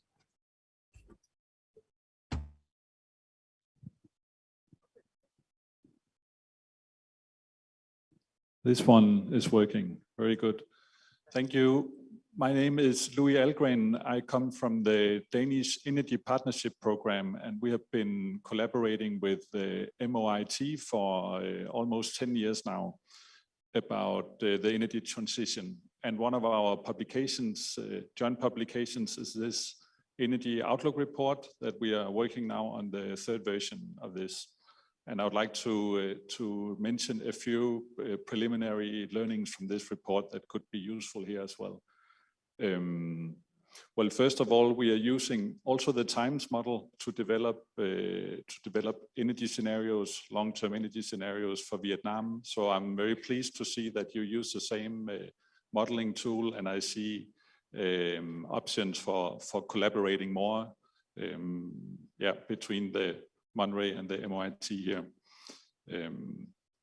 We analyze the most cost-efficient solutions for the energy transition, including how to reach the net zero emissions in 2050 for the energy sector. So not only power sector, but also including transport, industry, and so on. And the first learning, maybe not surprising to many here, but is that electrification is going to play a huge role. That's simply the cheapest way to achieve the net zero emission by 2050. Electrify the transport as much as possible, electrify industry and the other sectors as much as possible. This also means that the power sector is going to grow a lot, really a lot, much more than double of a business as usual scenario in 2050. And the cheapest way to achieve the power supply for this is for renewables, and mainly solar power and wind power. That's what our analysis shows. It shows that it's possible to phase out coal and gas-fired power plants by 2050. It also shows that the CCS is not the cheapest solution. It's not part of the least cost solution. It shows that battery storage is going to be needed, but not in the short term, only after 2030. So it's good to prepare for this, but don't invest too much too early. It also shows that hydrogen and ammonia is going to be needed for the heavy transport sector, but not for the light transport sector, and definitely not for the power sector. it's a quite expensive way of producing power. First, you have to produce hydrogen from renewables with a big loss, and then after that, convert it back to electricity. So this is simply not the cheapest solution according to our analysis anyway, but it's going to be needed in the transport sector. So these are just a few of our learnings. We are now finalizing this Energy Outlook report and planning to launch it on June 2nd. And we of course hope to see as many people as possible from here joining the event. And we are of course very eager to collaborate more about exchanging data and assumptions for our more detailed energy system analysis compared to your more holistic climate strategy. Thank you very much. Vâng, xin cảm ơn ngài đã có ý kiến phát biểu. Tiếp theo xin Thank you very much for your remarks, and I would like to hear from the UN Women.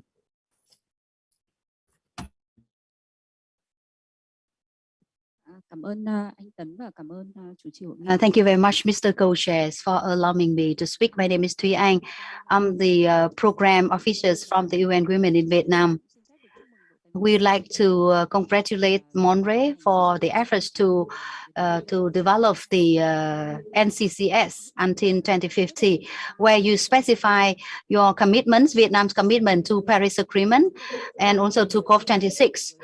From the UN Women perspective, we would like to share with you some minor feedbacks when it comes to gender equality and also the principle for social inclusion, and also for not to leave anyone behind, so that we can have more sustainable and more comprehensive NCCS. First of all, you know that there are more and more evidence about the very close linkage between gender equality and climate change. Climate change have been increasing the existing social inequality, especially the gender inequality and the inequality between different social groups. On the other hand, for the climate change policies and program, also the opportunity to address the issues and also to narrow down the inequality gaps. If you can look at the vulnerability of the different gender groups and the different groups in the populations, the NCCS is also the great opportunities for us to narrow down the gap and also to address the inequality issues, including the gender inequality. And the commitments of Vietnam to international communities also include the need to integrate the gender equality. For example, the commitments to Lima Program for Gender and Climate Change, the two Paris Agreement on Climate Change, and COP26. And also in the mitigation option, action, or in the CCA actions, etc. And Vietnam already have the law on law and also the gender equality law. We all mentioned the need to do the gender mainstreaming. So we're very pleased when you look at the draft of the NCCS, when Monre have already managed to put the gender equality and not the principle of not to leave anyone behind in the measures and the programs that you proposed, especially when it comes to the CCA measures. You have a separate session on the social welfare assurance and also the gender equality, and also the measures in the strategy when you pay attention to capacity building and the enhancement of women, the young people, and the vulnerable groups' participation. Yeah, and this is in the CCA part. You also mentioned the need to improve the policy and institutional arrangement, the human resources development, and the financial resources mobilizations. However, there are rooms for improvement. We can even have the better draft of the NCCS from the gender equality perspective, especially when it comes to the GHG emission reductions. When you talk about the human resources development, you mentioned the activities related to the training for the use of the renewable energies, and also the training for women, for youngsters, for technical people, for vulnerable groups of people. So when you talk about human resources development, you mentioned the measures for the enhancement of the women and youngsters participation in renewable energies.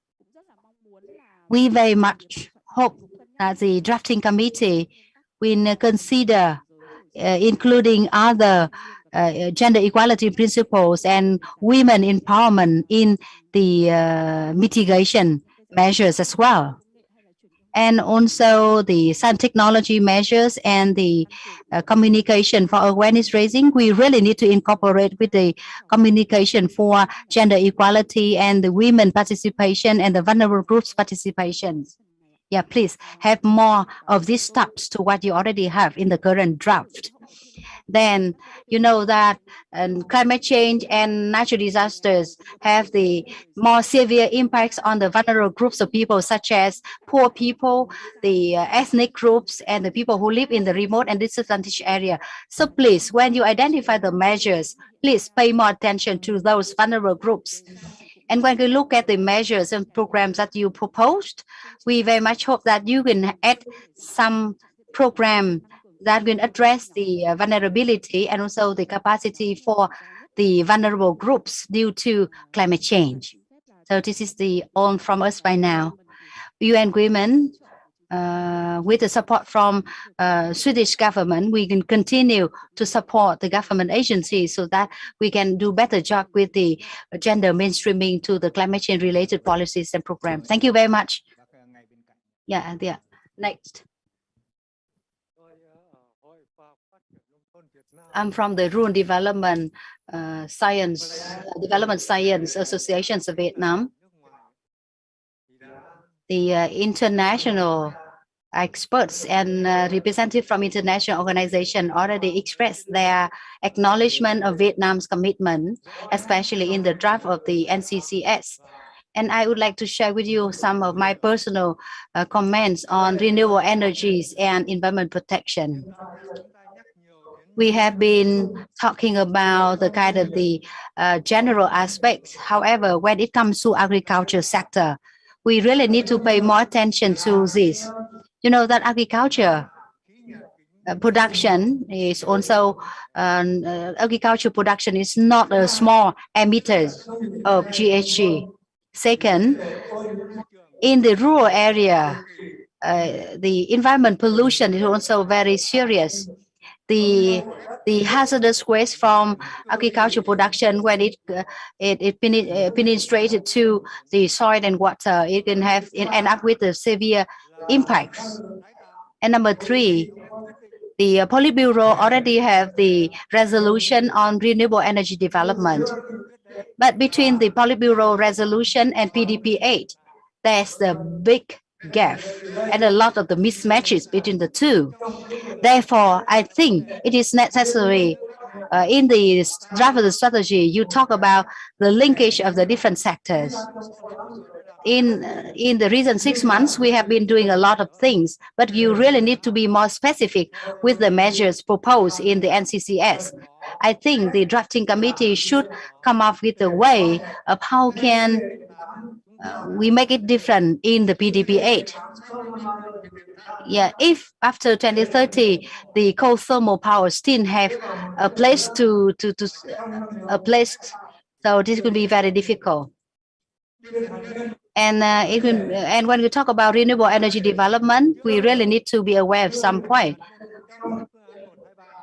So if you mention the nuclear power in option 2 and 3 and 1, you mentioned this, but please be aware of the cost for the nuclear power development. It is a big cost incurred for nuclear power development. Please consider this so that we can have the better options to be proposed.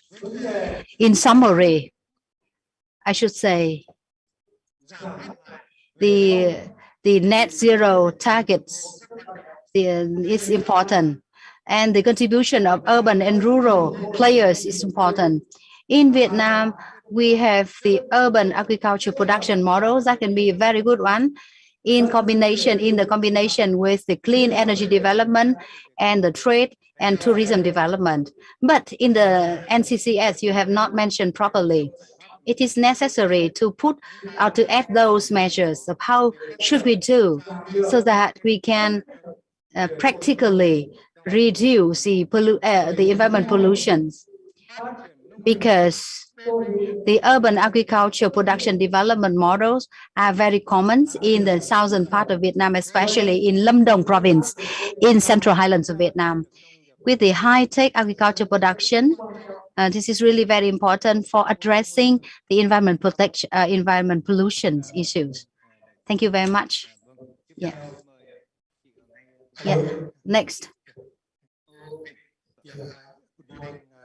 Thanks for inviting us to this meeting and also for allowing us to comment on the strategy. I'm Muthukumar Mani, lead climate change economist from the World Bank, and my colleague Sandeep Madani, senior economist at the World Bank. We would like to commend Monterey for preparing the new climate change strategy, which is aligned with the Prime Minister's commitments at COP26. The World Bank stands ready to support Monterey in whatever manner possible. We are already working with Monterey in terms of developing emission trading scheme, especially with DGCC. We would like to comment on a few things, but also I would like to let you know that we are preparing a country climate and development report, a new kind of diagnostic CCDR, and we are having our consultations on Thursday, and definitely, hopefully, that will be a useful input to the national climate change strategy as well. In terms of a few quick comments, I think I would like to highlight that there's a need for balance between building resilience and also in terms of decarbonizing the economy, in terms of protecting the assets and infrastructure, in terms of protecting the sectors and regions, especially vulnerable regions like Mekong, and also in terms of protecting the people through scaling up adaptive social protection systems and so on. And also in terms of decarbonizing, I think the sectors that we are identified are very much on the dot in terms of energy, transport, agriculture, industry, and waste. And of course, what our analysis shows that massive investments are needed, but I think they should be complemented with carbon pricing to kind of to amplify the impact of some of these investments.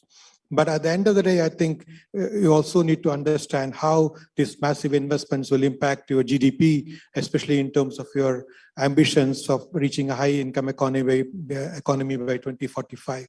And also, secondly, I think you also need to assess how it will impact people on the ground, because obviously some of these policies will have winners and losers. So we need to understand who, especially if workers in the carbon-intensive industries may be badly affected. They may need to be adequately compensated, retrained, so that they can be lead a productive employment, get other productive employment opportunities in the green sector.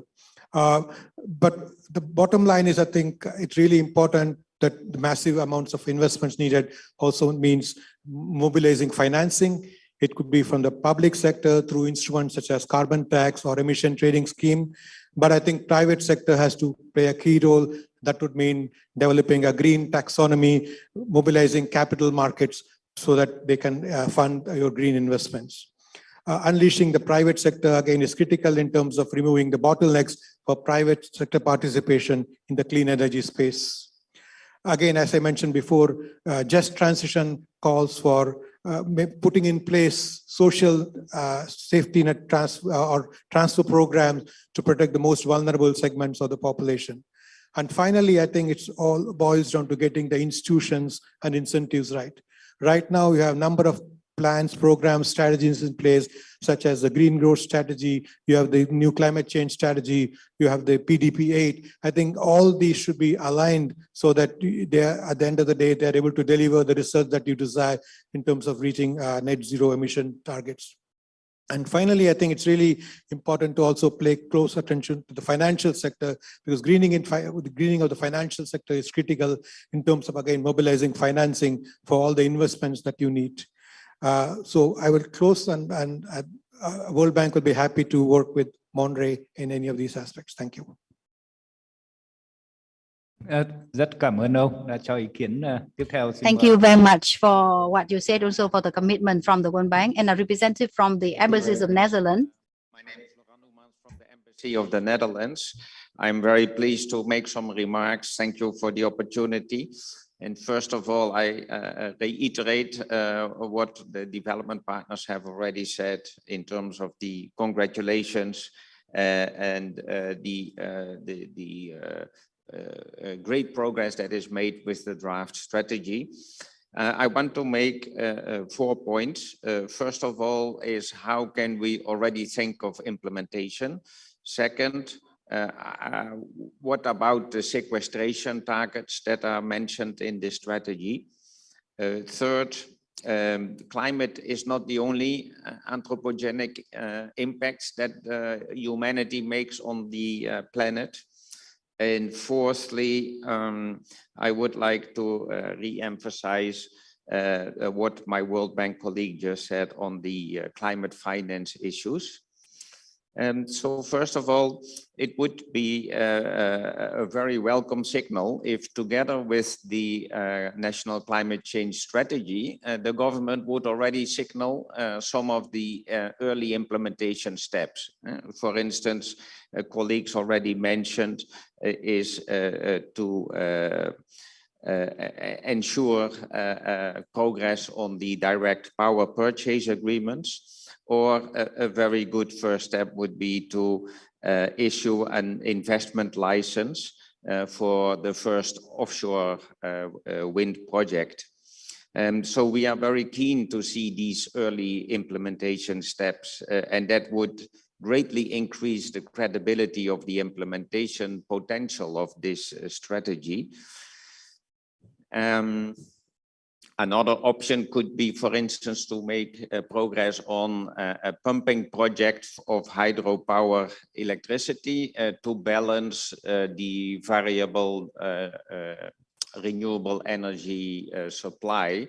Of course, investments in the grid are necessary, but a recent report that we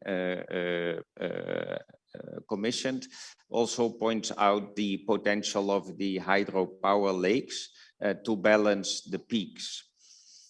That was my first point on early steps regarding implementation. My second point is regarding the sequestration.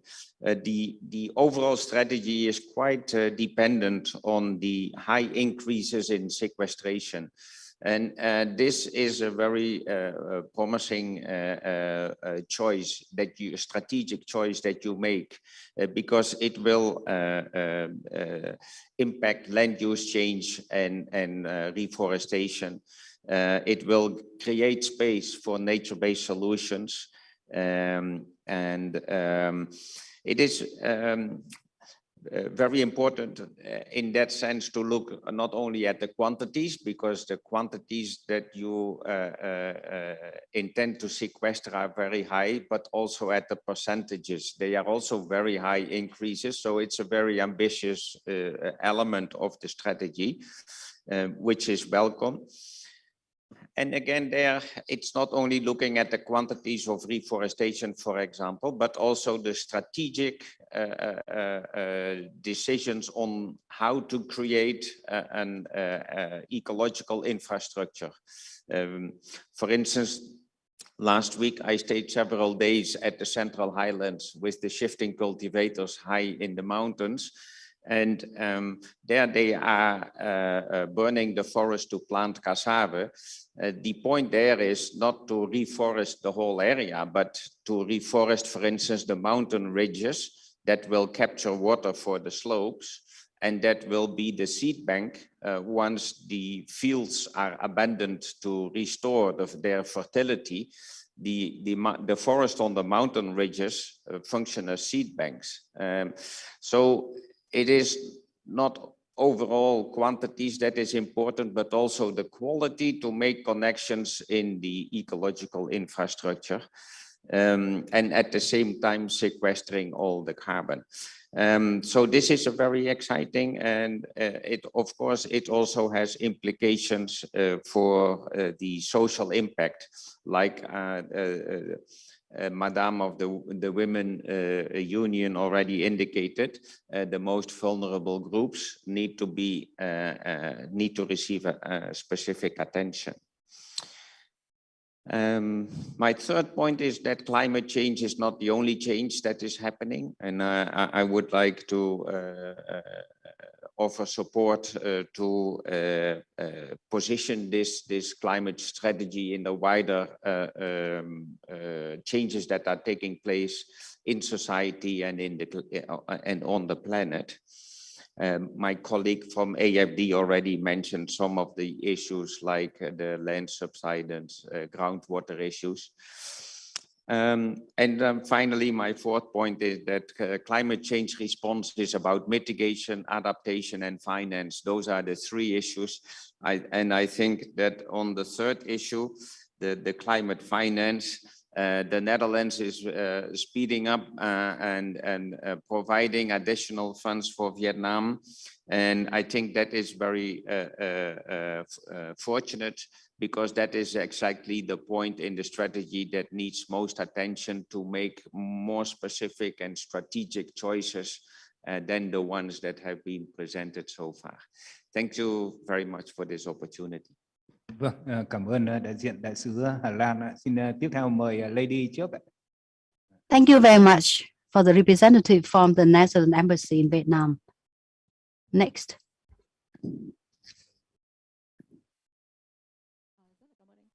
Thank you very much, Mr. Tấn. Thank you very much, Mr. Co-Chair. My name is Hoàng Thanh Hà.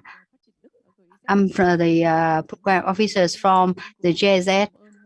I'm working for the climate change project of GIZ in Mekong River Delta. Thank you very much for allowing me to speak. First, I would like to thank the DCC, and I would like to thank Mr. Tấn and Hương for paying sufficient attention to gender mainstreaming to the draft of the new NCCS. The DCC experts have been working with us in reviewing the implementation of the 2011-2020 NCCS. We're looking at the gender mainstreaming issues. We have a good opportunity to share our viewpoints with the drafting team, the drafting committees.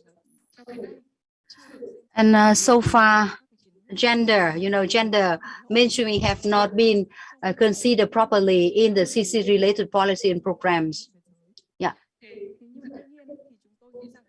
However, we really need to turn challenges into opportunities, or the threat into opportunities.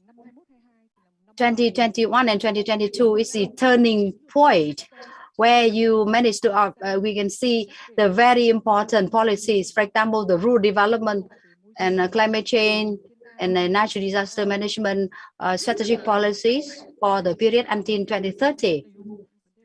But when you look at those policies and planning documents, not every of those have the proper consideration of gender issues mainstream to this. Yeah, the NCCS for 2050 have already been in place, is a draft version, and as a very good reflection of what Vietnam have been doing in fulfilling the commitment at COP26. And why we have said that Vietnam have many other opportunities. Yeah, with the ambitious target of net zero by 2030, Vietnam have already been able to draw the great attention and the great support from the international community. And women, I'm women, and I'm representing women, and women representing the half of the world population. And our message that women should not be considered as the vulnerable group. We should be considered as a very active and proactive player and actors in CCA and in mitigation activities. So when we look at the international commitments, the bilateral and the multilateral partners also pay a lot of attention to the gender mainstreaming issues. And if the NCCS can have the gender mainstreaming to this and can be comprehensive enough, Vietnam will have more opportunities to have the access to additional financial resources internationally. And we very much hope that we can continue to have the opportunities to work with you so that we can further improve the NCCS of Vietnam. Thank you very much. And now we would like to hear from representative of the MOIT, and then you will listen to We'll ask the one online participant to speak. Mr. Hùng from the MOIT.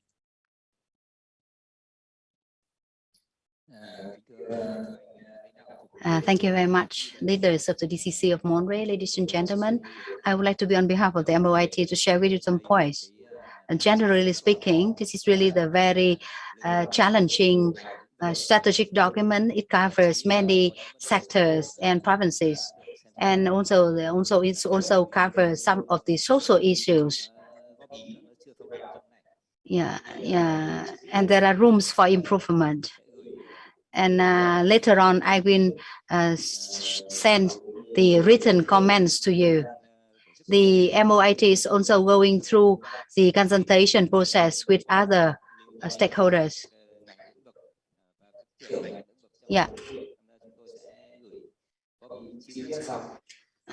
We will circulate the draft of the NCCS to other subsector under the MOIT, and then we come back to you with the written comments and feedbacks. In his presentation, Mr. Tấn already mentioned the fundings needed. That means the additional investment for achieving our ambitious target of net zero by 2050 from 305 to 374 billion US dollars, plus other investment sources from the society. We should say that is really the very big challenge for Vietnam in ensuring the socio-economic development, and so to ensure the GHG emission, and also to ensure that we can achieve the net zero target by 2050. So could you please pay more attention to the financial resources, and please put financial resources as one of the biggest challenges for Vietnam. NCCS.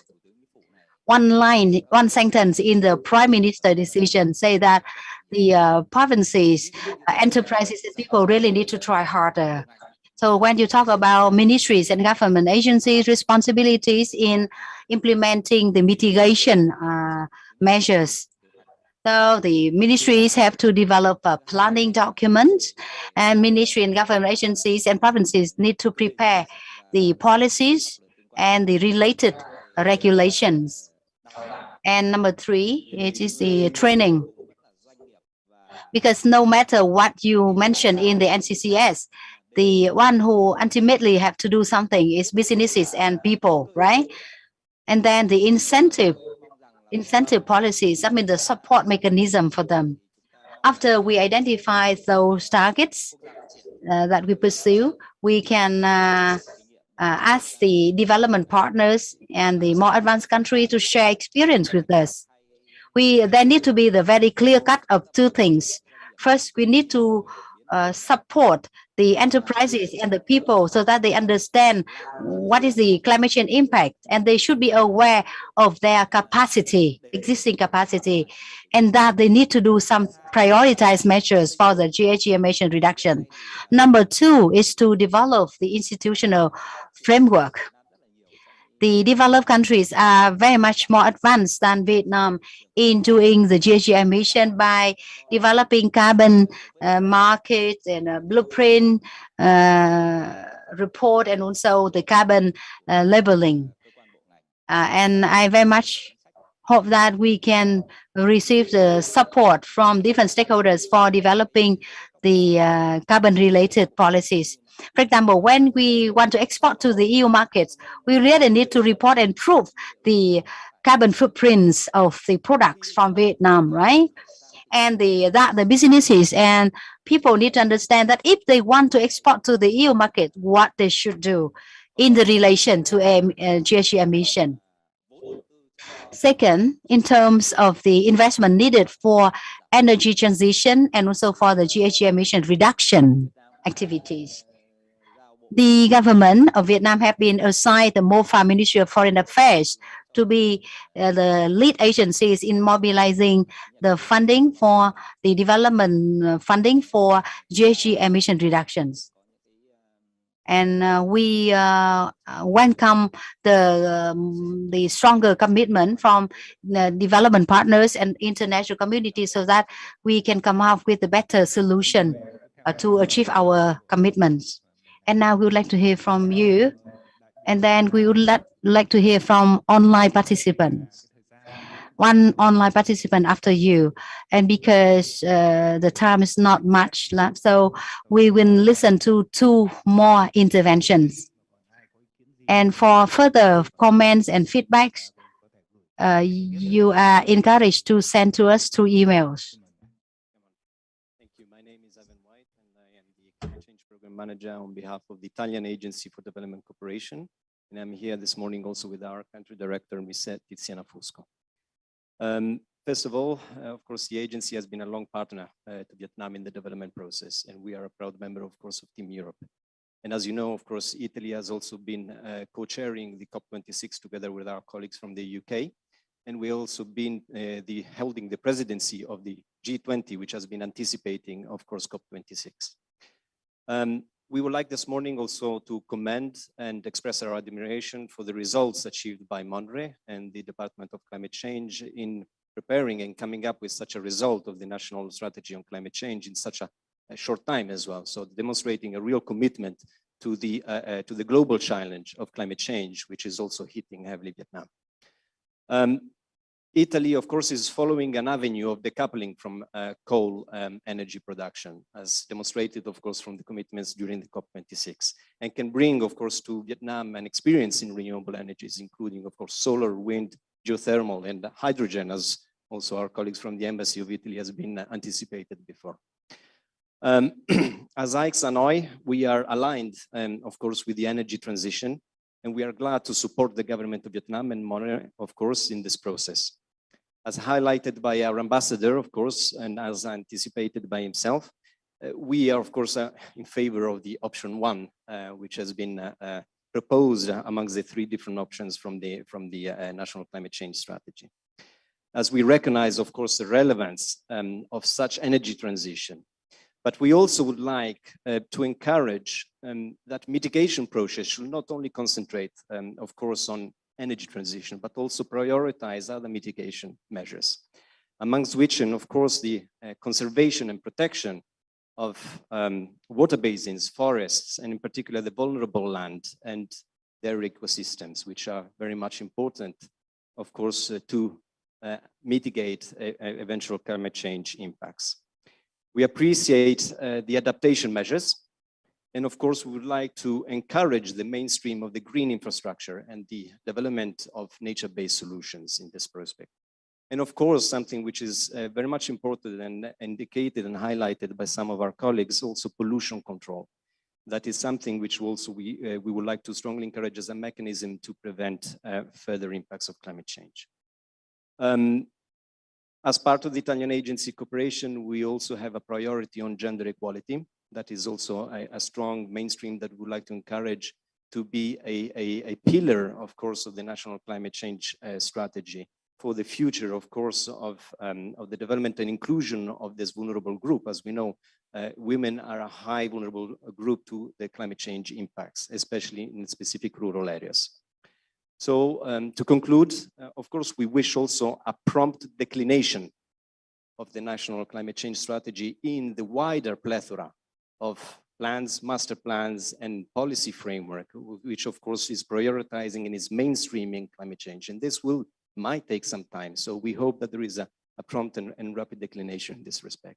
So once again, we would like to congratulate for your success and for this impressive work. Thank you. Vâng, xin cảm ơn ông đã phát biểu. Thank you very much for your feedback and for your acknowledgement. And now we'd like to ask Mr. Kursnefish, the online participant, to join us with intervention. Mr. Kursnefish, please. Thank you very much for this honor to speak, and it is already after 12. Mr. Tan and Mr. Cường, I intended to ask you questions, but I don't think there's time for answering them, so I will turn them into 4 brief points. I had the privilege to support the process of formulation of this strategy, and I would like to express that I think it is a fantastic product given the enormous challenges faced by the drafting team. I think it really hits many good things, including the idea of encouraging social and economic development opportunities, not only responding to climate change in what I could call a negative manner. In order to create more opportunities, many people today are also calling for finance or financial instruments. I think the most important thing is that the role of the Ministry of Finance is not entirely stressed or clear in this strategy or in the implementation of it, whereas that ministry has key functions with, for example, taxation decisions about certain support measures as well. And so I think financial instruments that involve the Ministry of Finance and the State Bank of Vietnam for successful implementation of the strategy is called for. That's my first point. Second, on adaptation, you have highlighted overall targets for a maximum amount of GDP loss by 2030, 2050 in the strategy. And I think it's important that you have some overall targets that are directly or indirectly expressing vulnerability and risk, in this case for climate-related extremes. I would highlight, or I would call for an attempt at also including such indicators that express more clearly social development. This could be in its most basic form about victims, male, female, young and old people, victim of different climatic extremes, but there are perhaps other means. My third and fourth point, they are about energy and the energy modeling that has been presented briefly by Mr. Tan, and I have looked at some more details of that. And I'm very aware that this is very similar to the work that must be ongoing, has been done by the Minister of Industry and Trade in anticipation of the Power Development Plan 8 and the National Energy Master Plan. So this is not yet cast in stone. There will have to be consistency between this strategy and those master plans. I'm very aware of that. However, in option 1 here, with a stress on solar power, in the modeling, it comes through that there is a vast amount of solar power to be developed in that option, which costs a lot of land, which is of course true if you take a conventional approach. But in Vietnam and many other countries, there are already positive experiences with combining agriculture with solar power generation. Solar panels above canals in India, solar panels not only above industrial complex factories or supermarkets. So there is a challenge, I agree, as Mr. Tan mentioned it. There is also a massive opportunity that is untapped and not taken up in the modeling exercise, which I believe is perhaps something we could challenge. That relates to my final point on you have already heard many people comment on green carbon. It seems the modeling of option 2 in particular assumes that green carbon is going to be important after 2035.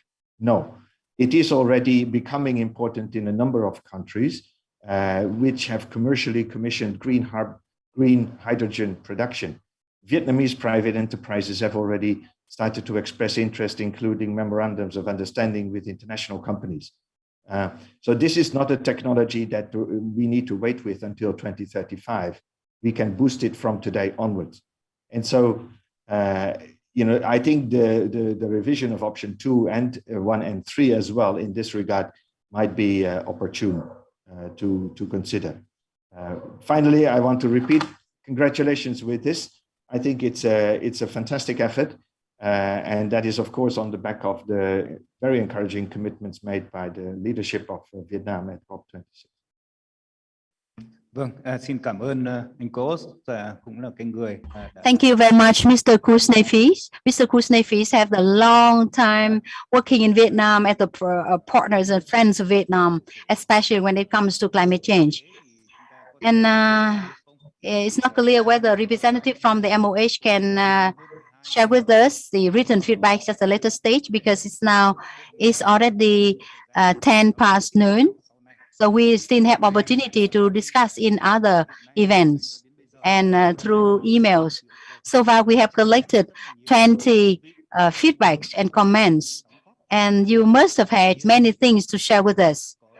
However, as we already said, the time today is really limited, and you know that you are busy. So we try to work within only morning session so that in the afternoon you still can do other jobs with other assignments. So may we suggest this? And if you have already have some written feedbacks or something that you prepare to share with us, so could you please send to me through emails, being a member of the Secretariat of the Drafting Committee of the NCCS. I'm willing to receive from you so that we can address those and incorporate this to the current draft of the NCCS. And we hope that you can continue to share with us the further feedbacks and comments and advice so that we can finalize this. And before we close the consultation workshop, we'd like to ask Mr. Tăng, the Director General of the DCC of Monterey, to have some closing remarks. The floor is yours, Mr. Cường. We do apologize for not having an opportunity for the participants who have not spoken to speak. Sorry. Ladies and gentlemen, the international guests and local participants.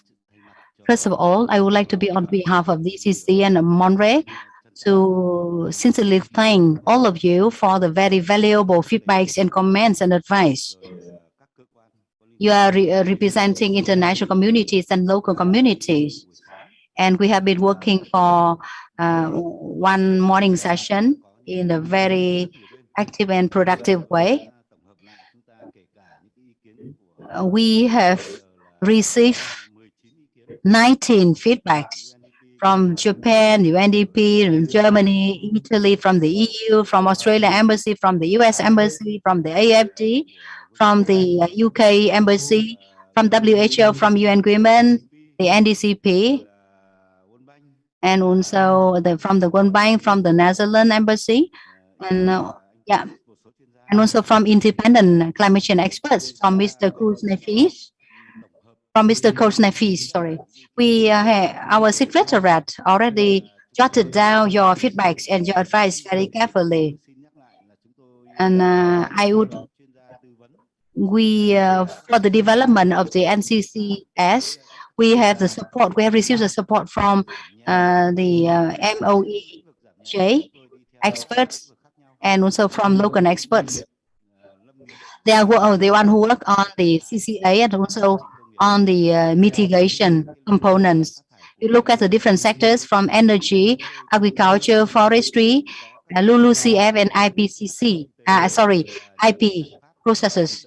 And you also look at the financial calculation and to come up with the additional investment needed. We have received your feedbacks and your attitudes toward the options. We very much appreciate your contributions and feedbacks to the development of the NCCS.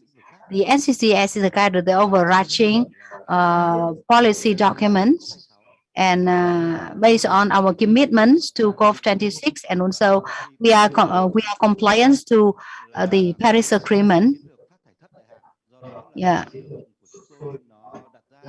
Therefore, the strategy here is for the period until 2050. It is really very much different from other strategy for only 10 years period. Yeah, we have a lot of the ambitious targets in the NCCS. And we understand that in order to implement the NCCS, we really need to be shared with the experience from development partners and from the more developed countries. For example, for the more advanced country, you already hit the peak emission and you are at the other side of the pathway for achieving the net zero targets. Vietnam are trying our best. Yeah, the peak emission, as we analyze, it can be for 2035, and then we can head for 2050, where the target of net zero will be achieved. In order to do so, we really need to overcome some challenges. First, in terms of technology challenges. For this, we really need to come up with a very strong innovation in the technology aspect in different sectors, especially in the energy sectors and in the IP industry processes. And agriculture also need to have the smart agriculture sector. And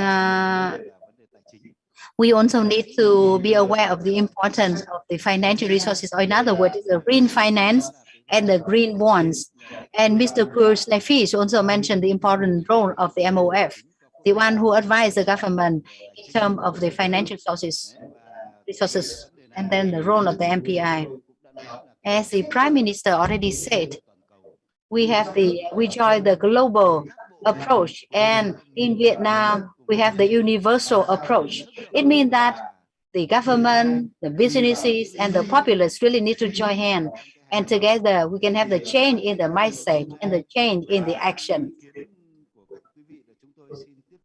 We very much would like to thank you very much for the comments and the feedbacks you share with us for the further improvement of the draft of the NCCS. I highly appreciate the comments given to the CCA, and also the need to invest in the ecological infrastructures and structures for the more vulnerable and more exposure area. And Mr. Frank already said, Vietnam is a very vulnerable country to the natural disasters and landslides and the subsidence and the salinity intrusions, etc. So CCA is really very important domains for Vietnam. Vietnam have already mentioned very clearly the direction in the 13 National Party Congress resolutions. We are very strict to the directions from the central government, from the National Assembly, and from the party, especially from the party resolutions for this. It's not until today we are discussing about this. Monterey and other ministries have also been working together so that we can advise the government of how can we incorporate the mitigation and also the CCA components to the environment protection law, that means the EPL 2020, and then decree number 06 2022. Yeah. The GHG emission reduction task or the mitigation tasks have already been very clearly mentioned for the state management agencies and for businesses.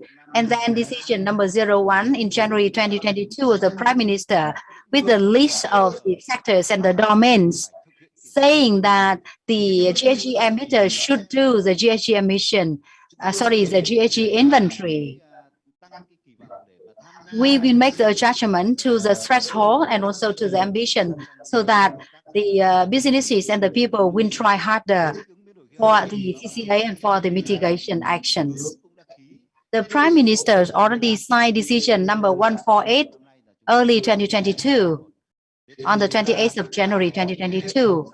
With that, we'll have the M&E system for the CCA activity at the national level, and the same task will be implemented at the provincial level. Monterey have been working with our partners, especially with the UNDP, so that we can have the online reporting system where we can update the CCA activity at the provincial level.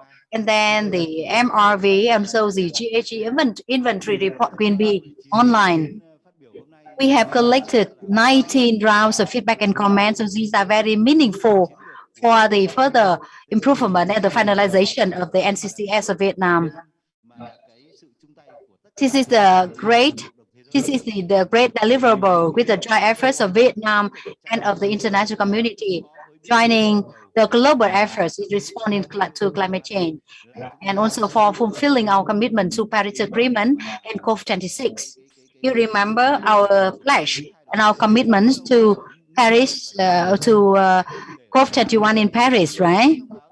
For your information, besides the NCCS, this NCCS, in June 2022, we submitted to the government the National Action Plan for the reduction of the CH4 emission reduction to fulfill our commitment to the global methane pledge at COP26. Monterey have been working with relevant ministries in doing some calculation on methane emission as a baseline of 2020 as a baseline, and then we can come up with the M&E annual M&E so that we can have some input to report to upcoming COP about how we fulfill our commitment to the global methane pledge at COP26. The government have been trying hard, and the advisory bodies also need to try hard. And we do hope that in the upcoming period, the international communities, the international organizations and governments, and the embassies, the development partners, UN agencies, etc., will join our efforts and supporting us so that we have some interventions to best implement the NCCS. I have not heard much for the draft of the implementation plan for a COP26 commitment. I hope you will send to us your feedbacks and comments. For those who have not been able to speak today, so you can continue to reach us. And please, and also to share with us the feedbacks and the comments for the action plan for the fulfillment of commitments to COP26 of Vietnam. Your feedbacks and your advice are very well welcome, so that you can join the global efforts to respond to climate change and to protect our planet. Thank you very much for joining us today with the consultation workshop. I'd like to thank all of you very much. Thank you very much.